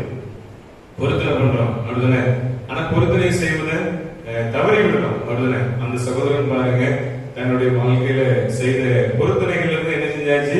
விலகியாச்சு. சிக்கன் 5 முதல் உருளைக்கிழங்கு என்ன செஞ்சுட்டு மாறிட்டு அவன் சொன்னபடி பார்க்கப்பட நான்வெஜ் இல்ல. அப்படிதானே? அப்படி தன்னுடைய வாழ்க்கையில இன்னைக்கு அநேகர் ஞானஸ்நானத்தை தங்களுடைய வாழ்க்கையில அற்பமான நம்ம என்ன செய்யணும் என்றோம். அப்படி நம்மளுடைய வாழ்க்கையில நினைக்காதபடி ஆண்டுடைய சமூகத்துல இன்னைக்கு பொருத்தனை பண்ணி ஞானஸ்நானம் பெற்றிருக்கிறோம்னா, ஞானஸ்நானத்தில் கொடுக்கப்படுகிற வாக்குறுதிகளை பெற்றோர்கள் தன் பிள்ளைகளுக்கு என்ன செய்யணும்? கருத்தாய் போதிக்கணும். பிள்ளைகள் அதுல வளரணும். வளரும்போது தேவன் நிச்சயமாய் நம்மை ஆசீர்வதிக்கப்படுவார். இந்த நாள் பாருங்க, இந்த ஞானஸ்நானம்னா வேதத்தின் மூலமாய் நமக்கு கற்றுக் கொடுக்கிற சில காரியங்கள் கிறிஸ்துவோடு இணைக்கப்படுவது என்னது? ஞான ஸ்நானம். இந்த ஞான ஸ்நானம் கொடுக்கப்பட்டால் திருச்சபையில் நமக்கு முழு உரிமை என்ன செய்யப்படும்? அங்கீகாரங்கள் கொடுக்கப்படும், திருச்சபையில சேர்க்கப்படும். ஞான ஸ்நானம் கொடுக்கலன்னா சபை டாப்ல என்ன செய்ய மாட்டாங்க? பெயரு ஏற்ற மாட்டாங்க. சபை டாப்பு கேள்விப்பட்டிருக்கீங்களா? சபை டாப்பு யாருக்கெல்லாம் தெரியும்? சபை டாப்பு கேள்விப்பட்டிருக்கிறேன் அப்படின்னு சொல்றவங்க சபை டாப்பு தெரியுமா? சரி, தெரியாது. அதாவது நீங்க இன்னைக்கு சங்க காணிக்கெல்லாம் கட்டுவீங்க, சங்க புக்குல உங்க பேர் என்ன செஞ்சிடும்? அச்சிடப்பட்டு வந்துடும். இந்த சபை டாப்பு அப்படின்னு ஆச்சுன்னா, இப்ப உங்க பேரு யோவான் நாடார்னு வைங்களேன். சரி, யாராவது இருந்தீங்கன்னா கோவப்படாதீங்க, நம்ம தான் சொல்றாங்க, எனக்கு யாரையும் தெரியாதுங்க. அந்த யோவான்னு சொல்றவங்க பேரை எழுதி என்ன செய்வாங்க? இவங்க வந்து ஞானஸ்நானம் பெற்றிருந்தாலும் அந்த சபை டாப்ல என்ன செய்வாங்க? ஏற்றுவாங்க. முதல்ல ஏற்றிட்டு ஞானஸ்நானம் சொல்லப்பட்ட காலத்துல டிக் போடுவாங்க. ஞானஸ்நானம் எடுத்தாதான் என்ன செய்வாங்க? டிக் போடுவாங்க. அதுக்கு பிறகு ஒரு காலம் உண்டு, திடப்படுத்தல் சொல்லி. நீங்க குறிப்பிட்ட 14 வயசு நிறைவு பெற்றதுக்கு பிறகு திடப்படுத்தல் பயின்று வருவீங்க தெரியுமா? பயின்று வரும்போது இவங்க திடப்படுத்தல் படிச்சிருக்காங்களான்னு சொல்லி அதுல என்ன செய்வாங்க? டிக் பண்ணுவாங்க. அதுக்கு பிறகு பாருங்க, வரிசை எண் கொடுப்பாங்க. ஆணா இருந்தா 1, அதே பெண்களா இருந்தா பெண்கள் வரிசையிலேயே பெண்களுக்கு 1 சொல்லி என்ன செய்வாங்க கொடுப்பாங்க. அதுக்கு பிறகு இவங்க வாசிப்புன்னு சொல்லி போட்டிருக்கோம். அதாவது உங்களுக்கு வாசிக்க தெரிஞ்சாதான் என்ன செய்வாங்க டிக் பண்ணுவாங்க. சிலவங்க வாசிக்க தெரியாம இருப்பாங்க தெரியுமா, அவங்க பேருக்கு என்ன செய்ய மாட்டாங்க, டிக் பண்ண மாட்டாங்க. ஆனா மேக்சிமமா நம்ம எல்லாருமே என்ன செஞ்சிருது வாசிக்க தெரியும் சொல்லி டிக் போட்டுருவாங்க. அதுக்கு பிறகு பாருங்க அயலிடம்னு சொல்லி ஒரு காலம் உண்டு.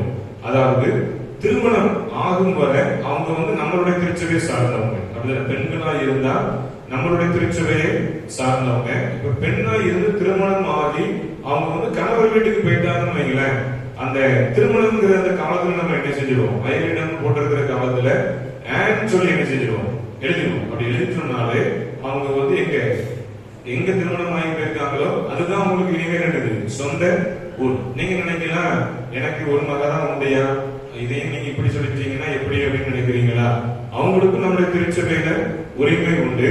ஆனா ஆலயத்துல கொடுக்கப்படுகிற வரியா இருக்கட்டும் அல்லது எந்த முன்னுரிமையா இருந்தாலும் அந்த காணிக்கைகள் என்ன செஞ்சிருக்கணும், செலுத்தப்பட்டிருக்கணும். செலுத்தப்பட்டிருந்தா அவர்களையும் நம்முடைய திருச்சபையின் சார்பாக நம்ம என்ன செஞ்சிடுவோம், ஏற்றுக்கொள்ளப்படும். அதுக்கு பிறகு பாருங்க புறம்பாக்கப்பட்டவர்கள் ஒரு காலம் உண்டு. சபைக்கு விரோதமா இருப்பாங்க தெரியுமா, அவங்க எல்லாம் கொண்டு போய் என்ன செஞ்சிருவோம், இவங்க சபையை புறம்பாக்கப்பட்டவங்க ஒரு சில காலம் உண்டு. அந்த காலத்துல என்ன செஞ்சிருவோம் டிக் பண்ணிடுவோம். அப்படி டிக் பண்ணிட்டோம் அப்படின்னா அவங்களுக்கு நம்ம சபைக்கு எந்த சம்பந்தமான சம்பந்தமும் இல்லைன்னு சொல்லி என்ன செய்யப்படும், நிர்ணயிக்கப்படும். இதுதான் சபை டாப்பு. அந்த சபை டாப்புல அதாவது ஞானஸ்நானம், திடப்படுத்தல், வாசிப்பு, இந்த 3 இருந்தாதான் அவங்க வாக்காளர்களா என்ன செய்வாங்க, தேர்வு செய்யப்படுவாங்க. நீங்க நினைக்கலாம் கடைசியா இருந்து தேர்தலுக்கு கொண்டு வந்து இல்லையா அப்படின்னு சொல்லி என்ன செய்யலாம் நினைக்கலாம். உங்களுக்கு தெரிந்து கொள்றதுக்காக நான் என்ன செய்யறேன், கற்று கொடுக்கிறேன். அது மட்டுமல்ல, ஒரு சபை முழு அங்கத்தினர்னாதான் என்ன செய்ய முடியும், சபை டாப்ல ஏற்ற முடியும். குறைந்தபட்சம் ஒரு 3 வருடம் நீங்க சங்கம் செலுத்தணும் வைங்களேன், அந்த சபை டாப்ல பெயர் எடுப்பதற்கு அனுமதி என்ன செய்யறது இருக்கு. அப்போ குறைந்தபட்சம் நம்ம அந்த சங்கங்கிறத தொடர்ந்து என்ன செய்யணும், செலுத்தி கொண்டே இருக்கணும். 3 வருஷம் செலுத்தலனாலே அவங்கள அந்த சபை டாப்ல இருந்து நீக்குவதற்கு முழு அதிகாரங்கள் என்ன செய்யப்பட்டிருக்கிறது, கொடுக்கப்பட்டிருக்கிறது. இப்படி பல்வேறு காரியங்கள் எல்லாம் செஞ்சு வாக்காளர் பட்டியல்கள் எல்லாம் என்ன செய்யும், அதற்கு பிற்பாடுதான் தயார் செய்யப்படும். சபையில முழு உரிமை என்ன செய்யப்படும், கொடுக்கப்படும். சில சபையில செய்வாங்க, சங்க காணிக்கை செலுத்தலன்னு வைங்களேன், நீங்க 10 வருஷம் கழிச்சு இருந்தாலும் அந்த 10 வருஷத்துடைய சங்கத்தை வாங்கிட்டு தான் என்ன செய்வாங்க. அப்படி கேள்விப்பட்டிருக்கிறீங்களா? எங்க ஊர்ல அப்படிதான், நான் வரி கொடுக்கல, நான் சங்கம் கட்ட முடியாது, எங்க வீட்டுல பிறப்பு வரவங்க நான் என்ன செஞ்சிருவேன் பார்த்து போயிட்டோம்னு வைங்களேன், ஒண்ணுமே செய்ய மாட்டாங்க. நம்ம வீட்டுல ஒரு சுப நிகழ்ச்சி வரும் இல்லையா, அந்த சுப நிகழ்ச்சி வரும்போது என்ன சொல்லுவாங்க, நீங்க 10 வருஷம் என்ன செய்யல, சங்கம் செலுத்தல, வரி கொடுக்கல, தீப காணிக்க கொடுக்கல, ஏழை காணிக்க கொடுக்கல, அது எல்லாத்தையும் என்ன செய்ய கொடுங்க, ஆலயத்தில் என்ன செய்வோம் அறிவிப்பு கொடுப்போம் சொல்லி ரொம்ப ஸ்ட்ரிக்டா என்ன செய்வாங்க இருப்பாங்க. இன்னைக்கு நீங்க ஒரு பேங்க்ல போயிட்டு வட்டிக்கு பணம் எடுத்துட்டு செலுத்தலன்னு என்ன செய்வாங்க, வீட்டை ஜப்தி பண்ணிடுவாங்க. அப்படிதானே? அப்ப நம்மளுடைய வாழ்க்கையில கர்த்தருக்கு கொடுக்கறதுல என்ன செய்யணும், கொடுக்கணும், கவனமா என்ன செய்யணும் இருக்கணும். கர்த்தருக்கு கொடுக்க வேண்டியதை ஆலயங்கான என்னை யாரு கேட்பா, நான் பார்த்துக்கிறேன் அப்படின்னு சொல்லி நம்ம என்ன செய்யணும் இருக்கவே கூடாது. கொடுக்கப்பட்டிருக்கிற கடமைகள் பணிகள் எல்லாவற்றையும் என்ன செய்யணும், நேர்த்தியா செய்யணும். அப்படி கிறிஸ்துவனுடைய இந்த ஞானஸ்நானம் பாருங்க, இந்த ஞானஸ்நானத்தின் மூலம் கிறிஸ்துவோடு நாம என்ன செய்யப்படுறோம், இணைக்கப்படுகிறோம் சொல்லி வேதம் என்ன செய்யப்படுகிறது சொல்லப்படுகிறது. தவற நினைக்க வேண்டாம். கடந்த நாட்கள் எல்லாம் பார்க்கும்போது ஞானஸ்நானம் கொடுக்காம ஒருத்தங்க மறிக்காதுன்னு வைக்கல, ஆலயத்துல மணி அடிக்க மாட்டாங்க. கேள்விப்பட்டிருக்கீங்களா? நம்ம ஊர்ல உண்டான்னு சொல்லி எனக்கு தெரியல. எங்க ஊர் சைட்ல அந்த வழக்கங்கள் எல்லாம் என்ன செய்யறாங்க வச்சுட்டு இருக்கிறாங்க. அப்போ இந்த ஞானஸ்நானத்தின் மூலம் திருச்சபை மட்டுமல்ல கிறிஸ்துவோடு நம்ம என்ன செய்யப்படுறோம், இணைக்கப்படுறோம். அப்போ ஞானம் பெற்ற நம்மளுடைய வாழ்க்கையில, ஞான பெற்றோர்களா இருக்கக்கூடிய நம்மளுடைய வாழ்க்கையில ஆண்டவருடைய வேத வசனத்தின்படி நாம் வாழ நம்ம என்ன செய்யணும், அர்ப்பணிக்கணும். கிறிஸ்துவோடு இணைந்து வாழணும். அதுதான் என்னது ஞான ஸ்நானம். அப்படிதானே? அப்ப நம்மளுடைய வாழ்க்கையில இன்னைக்கு ஞான ஸ்நானம்ங்கிறது பெயருக்காக இல்ல, பரிசுத்தரை ஆராதிப்பதற்குரியது, ஆண்டவரோடு கூட இணைந்து வாழ்வதற்குரியது, திருச்சபையோடு நம்மை ஐக்கியப்படுத்துவது. இப்படிப்பட்ட ஒரு புனிதமான இந்த ஞானஸ்நானத்திலே பங்கு பெற்றிருக்கிற நம் ஒவ்வொருவரையும் ஆண்டவர் என்ன செய்வார், ஆசீர்வதித்து வழிநடத்துவார். ஆனால் இங்கு கொடுக்கப்பட்ட தலைப்பு குறித்து பாருங்க, இயேசுவின் சொல்லுங்க, என்ன மறந்துட்டீங்களா? இயேசுவின் ஞானஸ்நானம் அப்படிதானே? இயேசுவுக்கு கொடுக்கப்பட்ட ஞானஸ்நானத்தை குறித்து இன்றைய நாள் தியான வசனம் நமக்கு என்ன செய்யப்படுகிறது? நினைவுபடுத்துகிறது. மத்தேயு 3ஆம் அதிகாரம் 13ஆம் வசனம் முதல் 15வது வசனம் வரை பார்க்கும்போது பாவிகளுடன் கிறிஸ்துவின் தொடர்பு. சொல்லுங்க பாப்போம். பாவிகளுடன் கிறிஸ்துவின் தொடர்பு. வசனங்கள் 13 முதல் 15 வரை பார்க்கும்போது யோவான் ஸ்நானன் இடத்துல இயேசுவானவர் என்ன செய்றாரு? ஞானஸ்நானம் பெறுவதற்காக என்ன செய்றாரு? வர்றாரு. ஆனா இந்த ஞானஸ்நானம் கொடுக்கிற இந்த யோவான் ஸ்நானன் பாருங்க, அதை தடை விதிக்கிறார். நீங்க என்ன செய்யக்கூடாது? என் முன்னாடி என் நிலைமையில நீங்க என்ன செய்யக்கூடாது? ஞானஸ்நானம் பெறக்கூடாதுன்னு சொல்றாரு. அப்போ இன்னைக்கு நீங்க நினைக்கலாம், ஏன் யோவான் ஸ்நானம் ஆண்டோடைய பணியை செய்தவர் தானே, ஏன் இவரு ஆண்டவர் ஞானஸ்நானம் எடுக்க தடை விதிக்கிறாரு, ஏன் எடுக்க விடலன்னு சொல்லி நீங்க அநேக கேள்விகள் என்ன செய்யலாம் இருக்கலாம். ஆனா அதனுடைய காரணம் என்னன்னு பார்க்கும்போது இது யோவான் ஸ்நானம் சொல்றாரு, நான் கொடுக்கும் இந்த ஸ்நானம் பாவிகளுக்குரியது அப்படின்னு சொல்லி என்ன செய்யறாரு? சொல்றாரு. மனம் திரும்புதலுக்குரியதுன்னு சொல்லி என்ன செய்யறாரு? சொல்றாரு. ஏன்னா ஆண்டவராக இயேசு கிறிஸ்து யாரு? பரிசுத்தர். அப்படிதானே? இயேசுவானவர் யாரு? பரிசுத்தர். நம்ம பக்கத்து வீடு இல்ல, பரிசுத்தமான ஒரு ஆண்டவர். அப்படிதானே? இந்த யோவான் ஸ்நானம் பாருங்க, தன்னுடைய வாழ்க்கையில இது பாவிகளுக்கான ஞானஸ்நானம், மனம் திரும்புவதற்கு ஏற்ற இது ஞானஸ்நானம், உங்களுக்கு கொடுக்க வேண்டியது இல்ல. ஏன்னா நீங்க யாரு? பரிசுத்தர்னு சொல்லி யோவான் ஸ்நானம் என்ன செய்யறாரு? சொல்றாரு. அதுக்கு பிறகு பாருங்க, இந்த யோவான் ஸ்நானம் சொல்றாரு, நான் கொடுக்கிற ஞானஸ்நானம் சாதாரணதுதான், ஆனா நீங்க கொடுக்கிற ஞானஸ்நானம் வலிமையானதுன்னு சொல்லி என்ன செய்யறாரு? சொல்றாரு. அப்போ ஆண்டோடைய சமூகத்துல ஞானஸ்நானம் எடுக்கிற நம்மளுடைய வாழ்க்கையில அது எப்படி உள்ளதா? வலிமையானதுன்னு சொல்லி ஆண்டவர் என்ன செய்யறாரு? சொல்றாரு. ஆண்டவரோடு கூட நெருங்கி வாழ கூடியது. அதுக்கு பிறகு ஆண்டவராக இயேசு கிறிஸ்து சொல்றாரு பாருங்க 15வது வசனத்துல, எல்லா நீதியையும் நிறைவேற்றுவது நமக்கு ஏற்றது. எல்லா நீதியையும் ஆண்டவர் என்ன இந்த உலகத்தை படைத்த நோக்கம், கொடுத்த திட்டம் எல்லாவற்றையும் நிறைவேற்றுவதற்கு என்ன தேவையா? ஞானஸ்நானம் தேவைன்னு என்ன செய்யறாரு? சொல்றாரு. அப்போ இன்னைக்கு நம்மளுடைய வாழ்க்கையில் நீங்க நினைக்கலாம், இவங்க மூலமா நான் ஞானஸ்நானம் எடுக்கணுமா, இந்த திருச்சபையில நான் ஞானஸ்நானம் எடுக்கணுமான்னு சொல்லி நீங்க அநேகர் என்ன செய்யலாம் நினைக்கலாம். ஆண்டவராக இயேசு கிறிஸ்துவ கூட இந்த யோவான் ஸ்நானம் என்ன சொல்றாரு? நீங்க என் கரத்துல எடுக்கிறதுக்கு நான் என்ன இல்லை பாத்துறேன் இல்ல. ஏன்னா நீங்க யாரு? பரிசுத்தர். இது பாவிகளுக்குரியது, இது மனம் திரும்புதலுக்குரியதுன்னு சொல்லி என்ன செய்யறாரு? சொல்றாரு. கிறிஸ்துவுக்கு மிகவும் பிரியமானவர்களே, அப்ப ஞானஸ்நானம் எதற்குரியது? பாவிகளுக்குரியது. நம்ம பிறக்கையில எப்படிதான் பிறக்கிறோம்? பாவியாக தான் என்ன செய்யறோம்? பிறக்கிறோம். பாவிகளுக்குரியது, மனம் திரும்புதலுக்கு ஏற்றது. அப்படிதானே? அந்த சகோதரன் பாருங்க, சிக்கன் சாப்பிட மாட்டேன்னு சொல்லி மனம் திரும்புதலுக்குரிய ஒரு மகனா என்ன செஞ்சாரு? பொருத்தனை செய்யறாரு. சிக்கன் என்ன மாறிட்டு? பொட்டட்டோ மாறிட்டு. இப்பதான் உற்சாகமா இருக்கீங்க. அப்ப சாப்பாடை பத்தி இடையில அடிச்சு விட்டா என்ன செய்வீங்க? சிரிச்சுக்கிட்டே இருக்கீங்க. அப்படிதானே? சரி, அப்படிங்க பாருங்க, நம்மளுடைய வாழ்க்கையில் இன்னைக்கு அப்ப ஞானஸ்நானம் பாவத்திற்குரியது. பாவமா இருக்கக்கூடிய நம்மளுடைய வாழ்க்கையில விடுதலை கொடுக்கக்கூடியது. பாவிகளாக இருக்கிற நம்மளுடைய வாழ்க்கையில ஞானஸ்நானம் நமக்கு எதை கொடுக்கிறது? ரட்சிப்பு கொடுக்கிறது. மனம் திரும்புவதற்கு ஏற்ற நல்ல கனிகளை நினைக்கிறது கொடுக்கிறது. எனவே தான் நீங்க ஆண்டவராக இயேசு கிறிஸ்து பாருங்க, இந்த உலகத்தில் மனுஷனா பிறந்த போது மனுஷர்களை போல நம்மை போலவே நினைச்சார், ஞானஸ்நானத்துல பங்கு பெறாரு. எதற்காக பங்கு பெறாரு? பாவிகளாக இருக்கிற நமக்கு முன்மாதிரியாக நினைச்சாரு இருக்கணும்னு சொல்லி ஞானஸ்நானத்துல நினைச்சாரு பங்கு பெறாரு. இன்னைக்கு நாமளா என்ன செஞ்சிருக்கோம்? எனக்கு தான் கடவுளுக்கு கொடுக்கப்பட்ட அதிகாரங்கள் கொடுக்கப்பட்டிருக்கிறது, நான் ஏன் ஞானஸ்நானத்துல பங்கு பெறணும்? ஏன்னா நான் தான் யாரு? கடவுள். நான் எதுக்கு ஞானஸ்நானம் எடுக்கணும்னு சொல்லி நாம என்ன செஞ்சிருக்கோம்? இருந்துட்டோம். ஆனா ஆண்டவராக இயேசு கிறிஸ்து பாருங்க, பாவிகளுக்கு நான் எப்படி இருக்கணும்? முன்மாதிரியா இருக்கணும்னு சொல்லி ஞானஸ்நானத்துல என்ன செய்யறாரு? அவர் பங்கு பெறுகிறார். பாவிகளுடன் கிறிஸ்துவுக்கு உண்டான தொடர்பு. நம்மளுடைய தொடர்பு இன்று யாரோடு இருக்கிறது? இயேசுவோடு இருக்கிறதா, அல்லது தீய நண்பர்களோடு நம்மளுடைய தொடர்பு இருக்கிறதான்னு சொல்லி நம்ம என்ன செய்யணும்? சிந்தித்து பார்க்கணும். இரண்டாவது பாருங்க, வசனங்கள் 14 பார்க்கும்போது பரிசுத்த ஆவியினால் கிறிஸ்துவின் அபிஷேகம். முதலாவது என்ன சொன்ன? பாவிகளுடன் கிறிஸ்துவின் தொடர்பு. இரண்டாவது பரிசுத்த ஆவியினால் கிறிஸ்துவின் அபிஷேகம். இந்த 16வது வசனத்துல இயேசு ஞானஸ்நானம் பெற்று கரையேறின பிறகு இங்கு ஒரு சம்பவம் நடக்கிறது. என்ன சம்பவம் நடக்கிறது? இயேசுவானவர் ஞானஸ்நானம் முதலாவது என்ன செய்றாரு? பெற்றார். இரண்டாவது கரையேறினார்னு சொல்லப்பட்டிருக்குதுங்க. முதலாவது என்ன செய்றாரா? இயேசுப்பா ஞானஸ்நானம் பெற்றார். இரண்டாவது கரையேறினார். மூன்றாவது ஒன்று நடக்க பாருங்க, ஒரு வித்தியாசம் காணப்படுகிறது. என்ன காணப்படுகிறது? வானம் திறக்கிறது. பரிசுத்த ஆவியானவர் புறாவை போல இறங்குகிறார். அப்ப ஞானஸ்நானம் பெற்றாதான் பரிசுத்த ஆவியானவர் அபிஷேகத்தை என்ன செய்ய முடியும்? பெற முடியும்.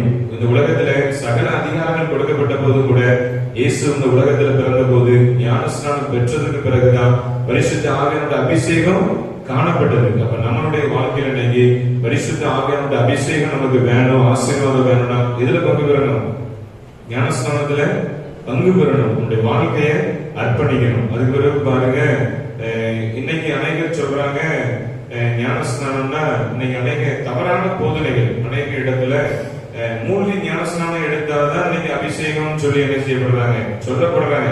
இன்னைக்கு ஞானஸ்நானங்கிறது ஆண்டவர் நமக்கு கொடுத்திருக்கிற ஒரு கட்டாயம், ஆண்டவர் நமக்கு கொடுத்திருக்கிற ஒரு கட்டளை, அப்படிதானே, நிபந்தனை. ஆனா இன்னைக்கு பரிசுத்தமா வாழ்றது யாருடைய கருத்துல தான் இருக்கு? நம்மளுடைய கருத்துல தான் இருக்கு. இன்னைக்கு நீங்க சொல்லுங்க பாப்போம், நான் ஞானஸ்நானம் எடுத்துட்டேன், திரைப்படத்தை படிச்சுட்டேன், இன்னைக்கு பரிசுத்த ஆவியானவர் அபிஷேகம் எனக்கு இருக்குன்னு சொல்லி சொல்றாங்க. சொல்லுங்க பாப்போம். இன்னைக்கு ஆவியானவரோடு நான் நெருங்கி உறவாடுறேன், ஆண்டவரோடு ஜெபம் பண்றேன், நான் இயேசுபாட்ட பேசும்போது இயேசுபா என்கிட்ட பேசுறாருன்னு சொல்லி சொல்றாங்க. சொல்லுங்க பாப்போம். ஒருத்தரும் இல்லை, அப்படிதானே? பரலோகத்துக்கு எப்படி போக, அப்படிதானே? நீங்க நம்மை பார்த்து நாமளே என்ன செய்யணும், கேட்கணும். ஆண்டவரே, ஞானஸ்நானம் எடுத்தேன், பரிசுத்த திருவுருளும் என்ன செஞ்சேன், எடுத்தேன், ஆனா பரிசுத்த ஆவியானவர் அபிஷேகம் எனக்கு இல்ல, எனக்கு தாங்கன்னு சொல்லி என்ன செய்யணும், கேட்கணும். இங்க ஞானஸ்நானத்துல இந்த இயேசுவானவர் பாருங்க பங்கு பெற்றதுக்கு பிறகுதான் பரிசுத்த ஆவியானவர் அபிஷேகம் என்ன செஞ்சு கடந்து வந்துச்சு. இன்னைக்கு அநேக இடங்களில் தவறான போதனைகள், ஞானஸ்நானம் பெற்றவங்க என்ன வந்துருமா, அபிஷேகம் வந்துடும். அது இன்னைக்கு அநேகர் என்ன செய்யறாங்க, சொல்றாங்க தொழிப்பு ஞானஸ்நானம், மூழ்கி ஞானஸ்நானம் எடுத்தாலும் எனக்கு அபிஷேகம் சொல்லி என்ன செய்யறாங்க, சொல்றாங்க. ஞானஸ்நானம் எடுக்கிறதுனால அபிஷேகம் என்ன செய்யாது, வராது. உங்களுடைய உள்ளம், அப்படிதானே, உள்ளம் பரிசுத்தமா என்ன செய்யணும், இருக்கணும். நம்முடைய சரீரம் எப்படி இருக்கணும், தூய்மையா இருக்கணும். அப்பதான் பரிசுத்த ஆவியானவருடைய அபிஷேகம் நமக்கு என்ன செய்யும், வரும். இன்னைக்கு எவ்வளவுதான் முகம் வந்து நல்ல தோற்றமா இருந்தாலும் கூட உள்ளத்துல பகை வைராக்கியம் இருந்தா அவங்களுக்கு அபிஷேகம் இருக்குமா, இருக்காது. கோபம் இருந்தா கோபம் வைராக்கியம் இதெல்லாம் இருந்தா அவங்களுக்கு அபிஷேகம் இருக்குமா, இருக்காது. அது எல்லாத்தையும் விட்டுட்டு ஆண்டவருடைய சமூகத்தில் அறிக்கை செய்யும் போது பரிசுத்த ஆவியானவருடைய அபிஷேகம் கூட என்ன செய்யும், கடந்து வரும். அருள் பணியை செய்ய கூட நமக்கு அபிஷேகம்ங்கிறது தேவை. வேதாகமத்துல பாத்தீங்கன்னா பிதாகுமாரன் பரிசுத்த ஆவியின் மூலமாக ஆண்டவர் நம்ம என்ன செய்யறார், அபிஷேகம் பண்றார். மூவரும் ஒருவர் தான், ஒருவர் தான் மூவர், அப்படிதானே? அப்படி நமக்கு ஆண்டவர் அநேக ஆசீர்வாதத்தை அடையாளத்தின் உலகத்தில் என்ன செஞ்சிருக்கிறார், கொடுத்துக்கிறார். பரிசுத்த ஆவியானவர் உங்களுடைய உள்ளத்துல, உங்களுடைய உறவின் முறைகள்ல, இந்த உலகில் வரும்போது கர்த்தருடைய அபிஷேகம் உடைய வாழ்க்கை என்ன செய்யும், நடத்தும். இயேசுவனுடைய வாழ்க்கையிலையும் இந்த ஞானஸ்நானம் பெறுவதன் மூலமாக பரிசுத்த ஆவியானவருடைய அபிஷேகம் உடைய வாழ்க்கையில் என்ன செஞ்சு கடந்து வந்தது, நம்மளுடைய வாழ்க்கையிலையும் கடந்து வரும். மூன்றாவது பாருங்க, வசனங்கள் 17ல இவர் என்னுடைய நேசகுமாரன். மூன்றாவது பார்த்தீங்கன்னா பிதாவினிடத்திலிருந்து கிறிஸ்துவின் அங்கீகாரம். சொல்லுங்க, கிறிஸ்துவின், பிதாவினிடத்திலிருந்து கிறிஸ்துவின் அங்கீகாரம். முதலாவது என்ன சொன்னேன், பாவிகளுடன் கிறிஸ்துவின் தொடர்பு. இரண்டாவது பரிசுத்த ஆவியினால் கிறிஸ்துவின் அபிஷேகம். மூன்றாவது பிதாவினிடத்தில் கிறிஸ்துவின் அங்கீகாரம். அப்ப முதலாவது என்னது, தொடர்பு. இரண்டாவது அபிஷேகம். மூன்றாவது அங்கீகாரம். பரிசுத்த ஆவியானவருடைய அபிஷேகம் நீங்க வேணும், எனக்கு சமுதாயத்தில் ஒரு அங்கீகாரம் வேணும், நல்ல ஒரு அந்தஸ்து வேணும்னா என்னது இருக்கணுமா, ஞானஸ்நானம் பெற்றிருக்கணும். ஆண்டவர் என்ன செய்வார், வழி நடத்துவார்.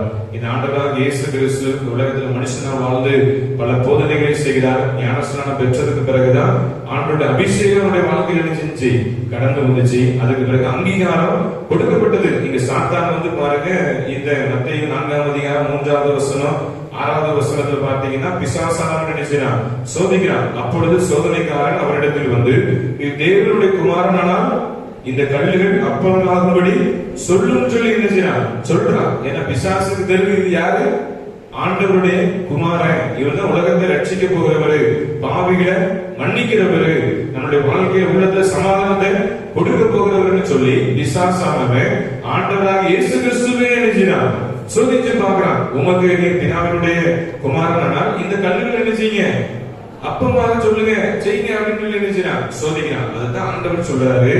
ஏனெனில் இவர் என்னுடைய நேசகுமாரன் என்ன செய்யறாரு சொல்றாரு. ஏன் என்னுடைய நேசகுமாரன் சொல்லி சொல்றாருன்னா, பிசாசானவன் சோதிப்பதற்கு முன்பாகவே ஆண்டவர் என்ன செய்யறார், இவனை என்னுடைய நேசகுமாரன் சொல்லி ஆண்டவர் உலகத்துக்கு என்ன செய்யறார், தெரியப்படுத்துகிறார். கிறிஸ்துவுக்கு மிகவும் பிரியமானவர்களே, நம்மளுடைய வாழ்க்கையில கலாத்தியர் 4:7 படி நாம் கிறிஸ்துவுக்குள் இருந்தால் நம்மையும் நம்முடைய பிள்ளைகளாக கருதுகிறார் என்று சொல்லப்பட்ட இந்த வேத வசனத்தின்படி நீங்கள் கிறிஸ்துவோடு இருந்தால் கிறிஸ்து உங்களோடு இருப்பார். கிறிஸ்து உங்களோடு இருந்தால் நீங்க கிறிஸ்துவோடு என்ன செய்வீங்க, இருப்பீங்க. அப்படிப்பட்ட ஒரு பாக்கியத்தை ஆண்டவர் நமக்கு என்ன செய்யணும், கொடுக்கணும். கிறிஸ்துவுக்கு மிகவும் பிரியமானவர்களே, ஞானஸ்நானம் பாவிகளாகி நம்மை ரட்சித்து கிறிஸ்துவோடு தொடர்புபடுத்துகிறது. இந்த ஞானஸ்நானம் பரிசுத்த ஆவியானவர் ஞானஸ்நானம் பெற்றதும் இயேசு கிறிஸ்து அபிஷேகம் பெற்றது போல நம்மையும் அபிஷேகம் பெற உதவி செய்கிறது. மூன்றாவது, ஞானஸ்நானம் பிதாவினிடத்திலிருந்து கிறிஸ்துவுக்கு அங்கீகாரம் கொடுக்கப்பட்டது போல நமக்கும் கிறிஸ்துவின் பிள்ளைகள் என்ற அங்கீகாரம் நமக்கு கொடுக்கப்படுகிறது. கிறிஸ்துவானவர் இந்த உலகத்திலே வாழ்ந்த போது ஞானஸ்நானம் பெற்றதற்கு பிற்பாடு ஆண்டவருடைய அபிஷேகத்தை பெற்றுக் கொள்கிறார், அங்கீகாரத்தை பெற்றுக் கொள்கிறார். ஆண்டவரோடு நெருங்கி வாழ்வதற்கு உறவை புதுப்பித்து கொள்கிறார், தொடர்பு காணப்படுகிறது. அதுபோல நம்மளுடைய வாழ்க்கையிலையும் நம்மளுடைய உறவு இன்று எப்படிப்பட்டதாக இருக்கிறது, கிறிஸ்துவோடு இருக்கிறதா அல்லது ஆண்டவருடைய அபிஷேகத்தை பெற்றுக் கொண்டிருக்கிறோமா அல்லது ஆண்டவருடைய அங்கீகாரம் நமக்கு கொடுக்கப்பட்டிருக்கிறதான்னு சொல்லி ஆண்டவருடைய சமூகத்திலே சிந்தித்து பார்க்கும் போது, ஞானஸ்நானத்திலே பங்கு பெறும் போது கர்த்தர் நம்மை ஆசீர்வதிக்கிற தேவனாக இருக்கிறார். அப்படிப்பட்ட கிருபைகளை கர்த்தர் நம் அனைவருக்கும் தந்து நம்மை ஆசீர்வதித்து வழிநடத்துவாராக. ஆமென். திரியக்கு துதிக்காக நாம் யாவரும் எழுந்து நிற்போம்.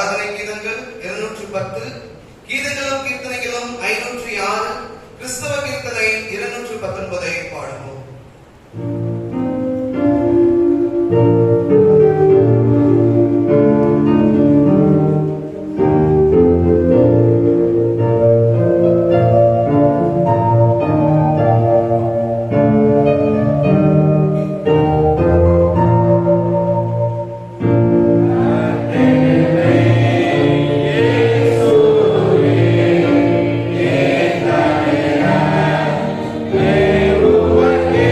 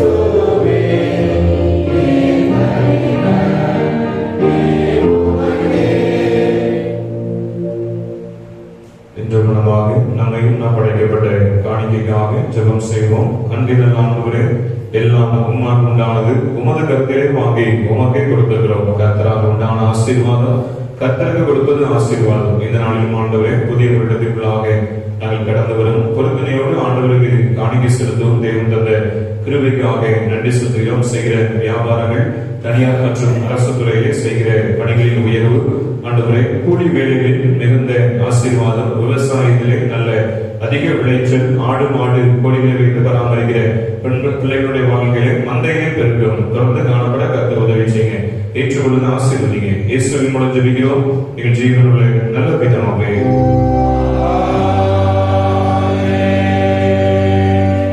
ஜெபமன கிடப்போம்.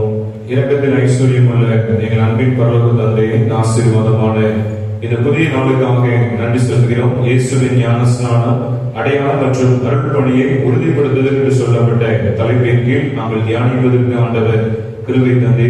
இயேசுவானவருடைய ஞான ஸ்நானமானது ஒரு மனிதனுடைய வாழ்க்கையில பாவ மன்னிப்பின் நிச்சயத்தை பெற மனம் திரும்பதற்கு ஏற்றதாக இருக்கிறது என்பதை ஆண்டவரே நீதிகள் நினைவுபடுத்தினேன். நன்றி செலுத்துகிறோம். பரிசுத்த ஆவியானுடைய அபிஷேகம் ஞானஸ்நானம் பெற்றது போது இயேசுவினுடைய வாழ்க்கையிலே கடந்து வந்தது போல எங்களுடைய வாழ்க்கையும் பரிசுத்த ஆவியானுடைய அபிஷேகம் கடந்து வர தேவன் கிருபைக்கு ஆண்டவரே, பரிசுத்த ஆவியானுடைய அபிஷேகத்தின் மூலமாக ஆண்டவருக்கு கொடுக்கப்பட்ட இயேசு கிறிஸ்துவுக்கு கொடுக்கப்பட்ட அங்கீகாரத்திற்காக நன்றி செலுத்துகிறோம். எங்களுடைய வாழ்க்கையிலும் ஆண்டவரே, உம்முடைய நேசகுமாரன் என்று சொல்லப்பட்ட வேத வாக்கியத்தின்படி நாங்களும் உமக்கு பிரியமாய் வாழ்ந்து வளர்ந்து பெருக ஆண்டவரே எங்களுக்கு நல்ல அங்கீகாரங்களை கர்த்தர் கொடுத்து திருச்சபைகளை அனைத்து குடும்பங்களையும் ஆண்டவர் ஆசீர்வதிக்கும்படியாக ஜெபிக்கிறோம். கர்ப்பத்தின் பணிகளுக்காக ஜெபிக்கிற பிள்ளைகள் ஆண்டவரை ஒவ்வொருவரையும் கர்த்தர் ஆசீர்வதிங்க.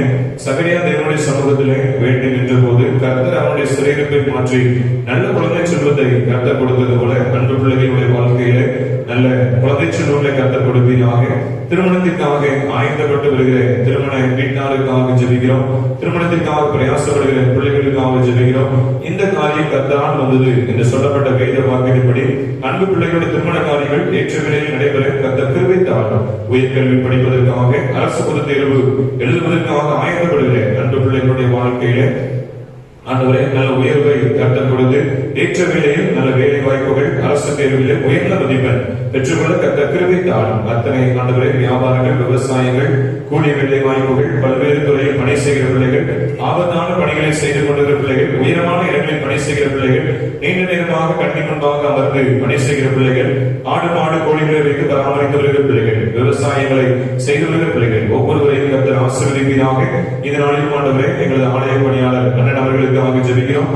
சரீரத்திலே காணப்பட்ட பலவீனங்கள் நீங்கி ஆலயத்திலே தொடர்ந்து தன்னுடைய பணிகளை செய்ய கர்த்தர் பலன் தந்திருக்கிறேன். நன்றி செலுத்துகிறோம். எங்களது சபை ஊழியர் அன்பு தம்பி ராபினுக்காக ஜெபிக்கிறோம். இன்று நடைபெறுகிற முகூர்த்த வைபவங்கள், நாளைய தினத்தில் நடைபெறுகிற பரிசுத்த ஆண்டவரே திருமண ஆராதனை, வரவேற்பு நிகழ்ச்சிகள் எல்லாவற்றையும் ஆண்டவருடைய கிருபை அன்பு பிள்ளைகளோடு கூட தொடர்ந்து கர்த்தருடைய ஊழியர்களை குடும்பமாக இணைந்து நிறைவேற்ற ஆண்டவர் பிறந்தார். இந்த நாளிலும் எங்கள் மத்தியிலே வருகை தந்திருக்கிற அருமையான தம்பி சாமுக்காக ஜெபிக்கிறோம். அருமையான மகனுடைய கல்வியும் எதிர்காலமும் ஆசீர்வாதமாக இருக்கவும், ஊழியர்கள் ஆசீர்வாதமாக இருக்கவும் தேவன் கிருபைத்தார். ஆலயத்தை சுற்றிலும் தேவ பிரசுரம் இருக்கட்டும். எங்கள் கிராமத்தை ஆசீர்வதிங்க. மந்தையிலே கர்த்தர் நல்ல பெருக்கத்தை கர்த்தர் தாங்க செய்கிற பணிகள் அனைத்திலும் கர்த்தர் நல்ல உயர்வு என்னுடைய வாழ்க்கையிலே தொடர்ந்து காணப்பட கர்த்தர் உதவி செய்கிறார்கள். திருச்சபையில் நடைபெறுகிற அன்று பெண்களுக்கு கொடுக்கை, வாலிபர் கொடுக்கை, சிறுவர்களுடைய ஓய்வு நாள் பாடசாலை வகுப்புகள், பாடகர் குழு, வழிநடத்துகிற ஆசிரியர் பெருமக்கள், ஊழியர்கள் ஒவ்வொருவரும் மென்மேலும் உயர்ந்து காணப்பட ஆசீர்வாதங்களை சந்தரித்துக் கொள்ள தேவன் கிருபைத்தார். இயேசு கிறிஸ்துவின் மூலம் ஜெபிக்கிறோம் எங்கள் ஜீவனுள்ள நல்ல பிதாவே. Oh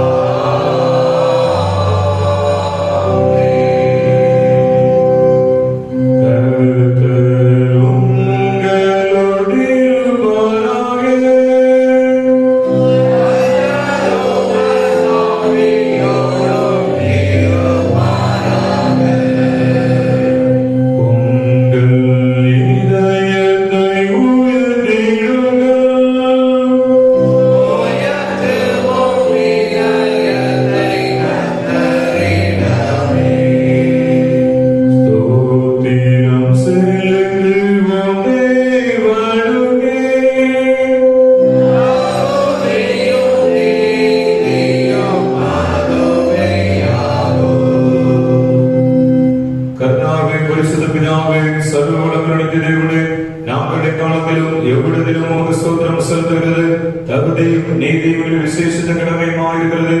உமது குமாரனும் எங்கள் ஆண்டவருமாக இயேசு கிறிஸ்துவின் மூலமாக வானங்களை பூமியையும் அவைகள் உள்ள எல்லாவற்றையும் சிருஷ்டித்தீர். மனிதனை உமது சாயலாக கொண்டாடினீர். அவன் பாவத்தில் விழுந்த போது புது சிருஷ்டி முதற்பலனாக நீர் அவனை மீட்டுக் கொண்டீர்.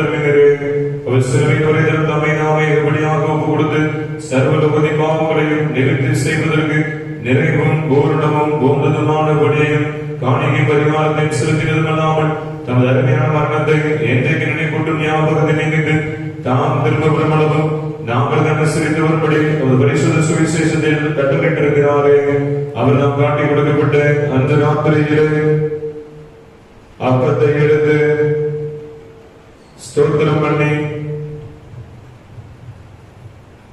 அதை பெற்று சீஷர்களுக்கு கொடுத்து, நீங்கள் வாங்கி புசியுங்கள், இது உங்களுக்காக கொடுக்கப்படுகிற என்னுடைய சரீரம். என்ன நினைவு கூறும்படி இதை செய்யுங்கள் என்றார். அப்படியே போதனை பண்ணின பின்பு அவர் பாத்திரத்தையும் எடுத்து ஸ்தோத்திரம் பண்ணி அவர்களுக்கு கொடுத்து, நீங்கள் எல்லாரும் இதிலே பாடப்படுங்கள், இது பாவம் மன்னிப்புண்டாகும்படி உங்களுக்காகவும் அனைவருக்காகவும் செல்லப்படுகிற புது உடன்படிக்கைக்குரிய என்னுடைய இரத்தம். இதை காணப்பட்ட பொழுதெல்லாம் என் நினைவு கூறும்படி இதை செய்யுங்கள் என்று திருவுளம் பற்றினார்.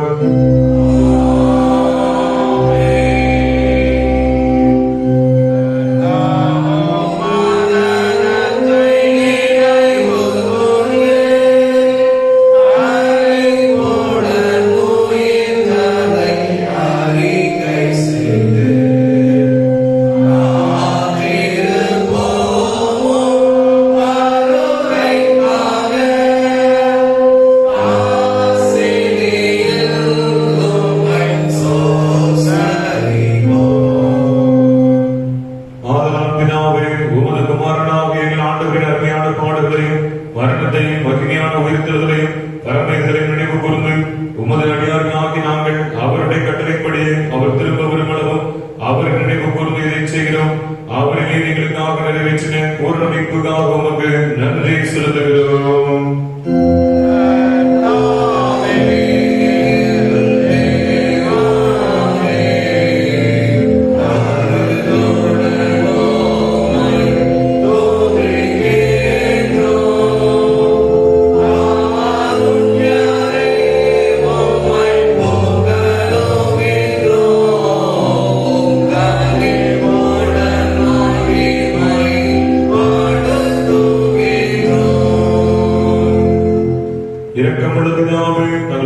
അവர்களுം ക്രിസ്തുവിന്റെ ശരീരത്തിന് ഐക്യമായും நாங்கள் ஆசீர்வதிக்கிற மாத்திரம் கிறிஸ்துவின் இரத்தத்தின் ஐக்கியமாக இருக்கும்படி எங்களையும் நீரை தந்தையின் அப்பத்தை திராட்சரசத்தையும் பரிசுத்த ஆவியினால் பரிசுத்தப்படுத்த வேண்டும் என்று மிகுந்த நாட்கள் பிரார்த்திக்கிறோம். நாங்கள் எல்லாரும் ஆண்டவராக கிறிஸ்துவில் கூட்டி இணைக்கப்பட்டவர்களாக விசுவாசத்தில் ஒருமைப்படவும் தலையாகி அவருக்குள் எல்லாவற்றிலையும் வளரவும் கிருபை செய்யும். அவரோட பரிசுத்த ஆவியோடும் ஐக்கியமாக இருக்கிற சர்வ வல்லமையுள்ள பிதாவாகிய உமக்கு அவர் மூலமாய் சகல கனமும் மகிமையும் என்றென்றைக்கும் உண்டாவதாக.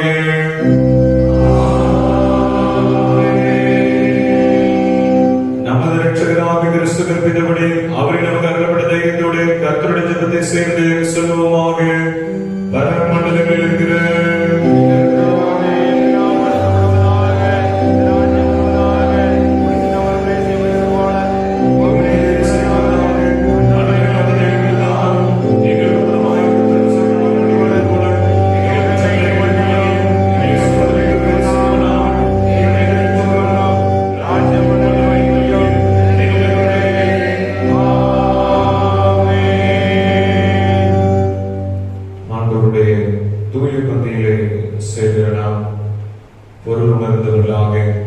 தம்முடைய வாழ்க்கையில அறிந்தும் அறியாமல் தவறுகள் தப்பிதங்கள் பிறகுமாக தீமைகள் செய்ததெல்லாம் எல்லாவற்றையும் அறிக்கை செய்யும் போது ஆண்டவனுடைய பாவத்தை மன்னித்து ஏற்றுக்கொள்கிற தேவனாக இருக்கிறார்.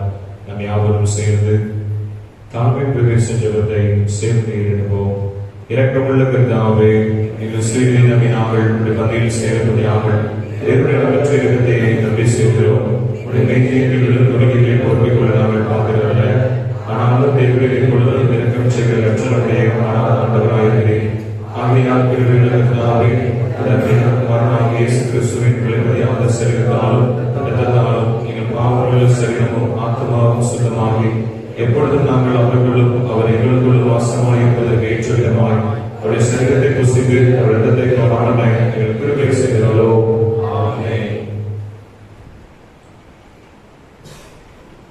நாம் பிற்கிற அப்பம் கிறிஸ்துவின் சரீரத்தையும் ஐக்கியமாய் இருக்கிறது அல்லவா?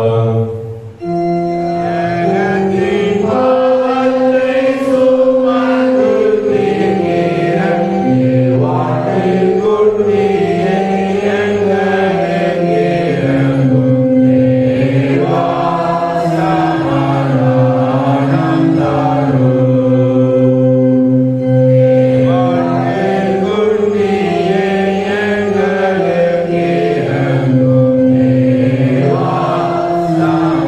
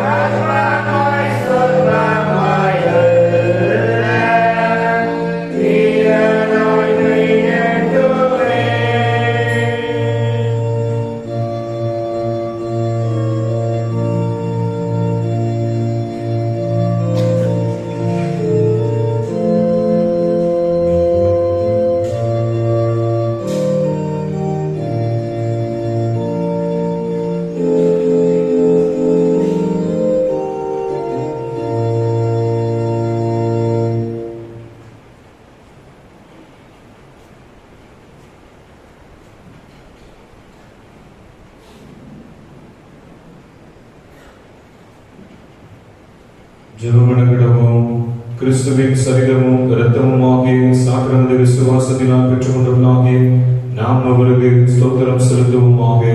முதலாவது ஸ்தோத்திர ஜெபத்தை நாம் யாவரும் சேர்ந்து எடுப்போம். சர்வவல்லமையுள்ள கடவுளே, பரமபிதாவே, நேசகுமாரனும் ஆண்டவராகிய இயேசு கிறிஸ்துவுக்குள் எங்களை நாம் ஏற்றுக்கொண்டு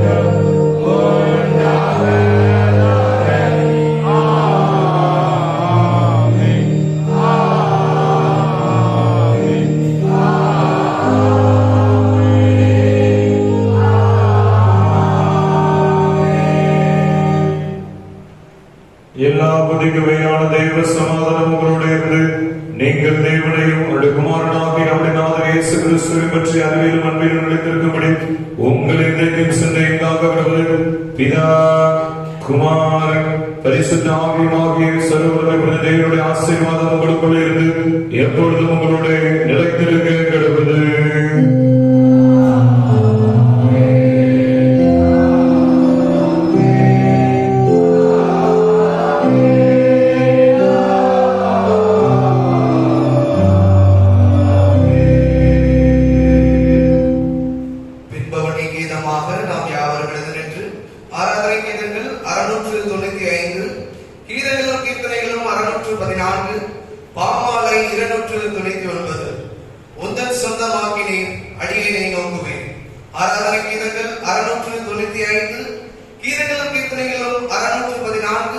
பாமாலை 299 பாடலை பாடுவோம்.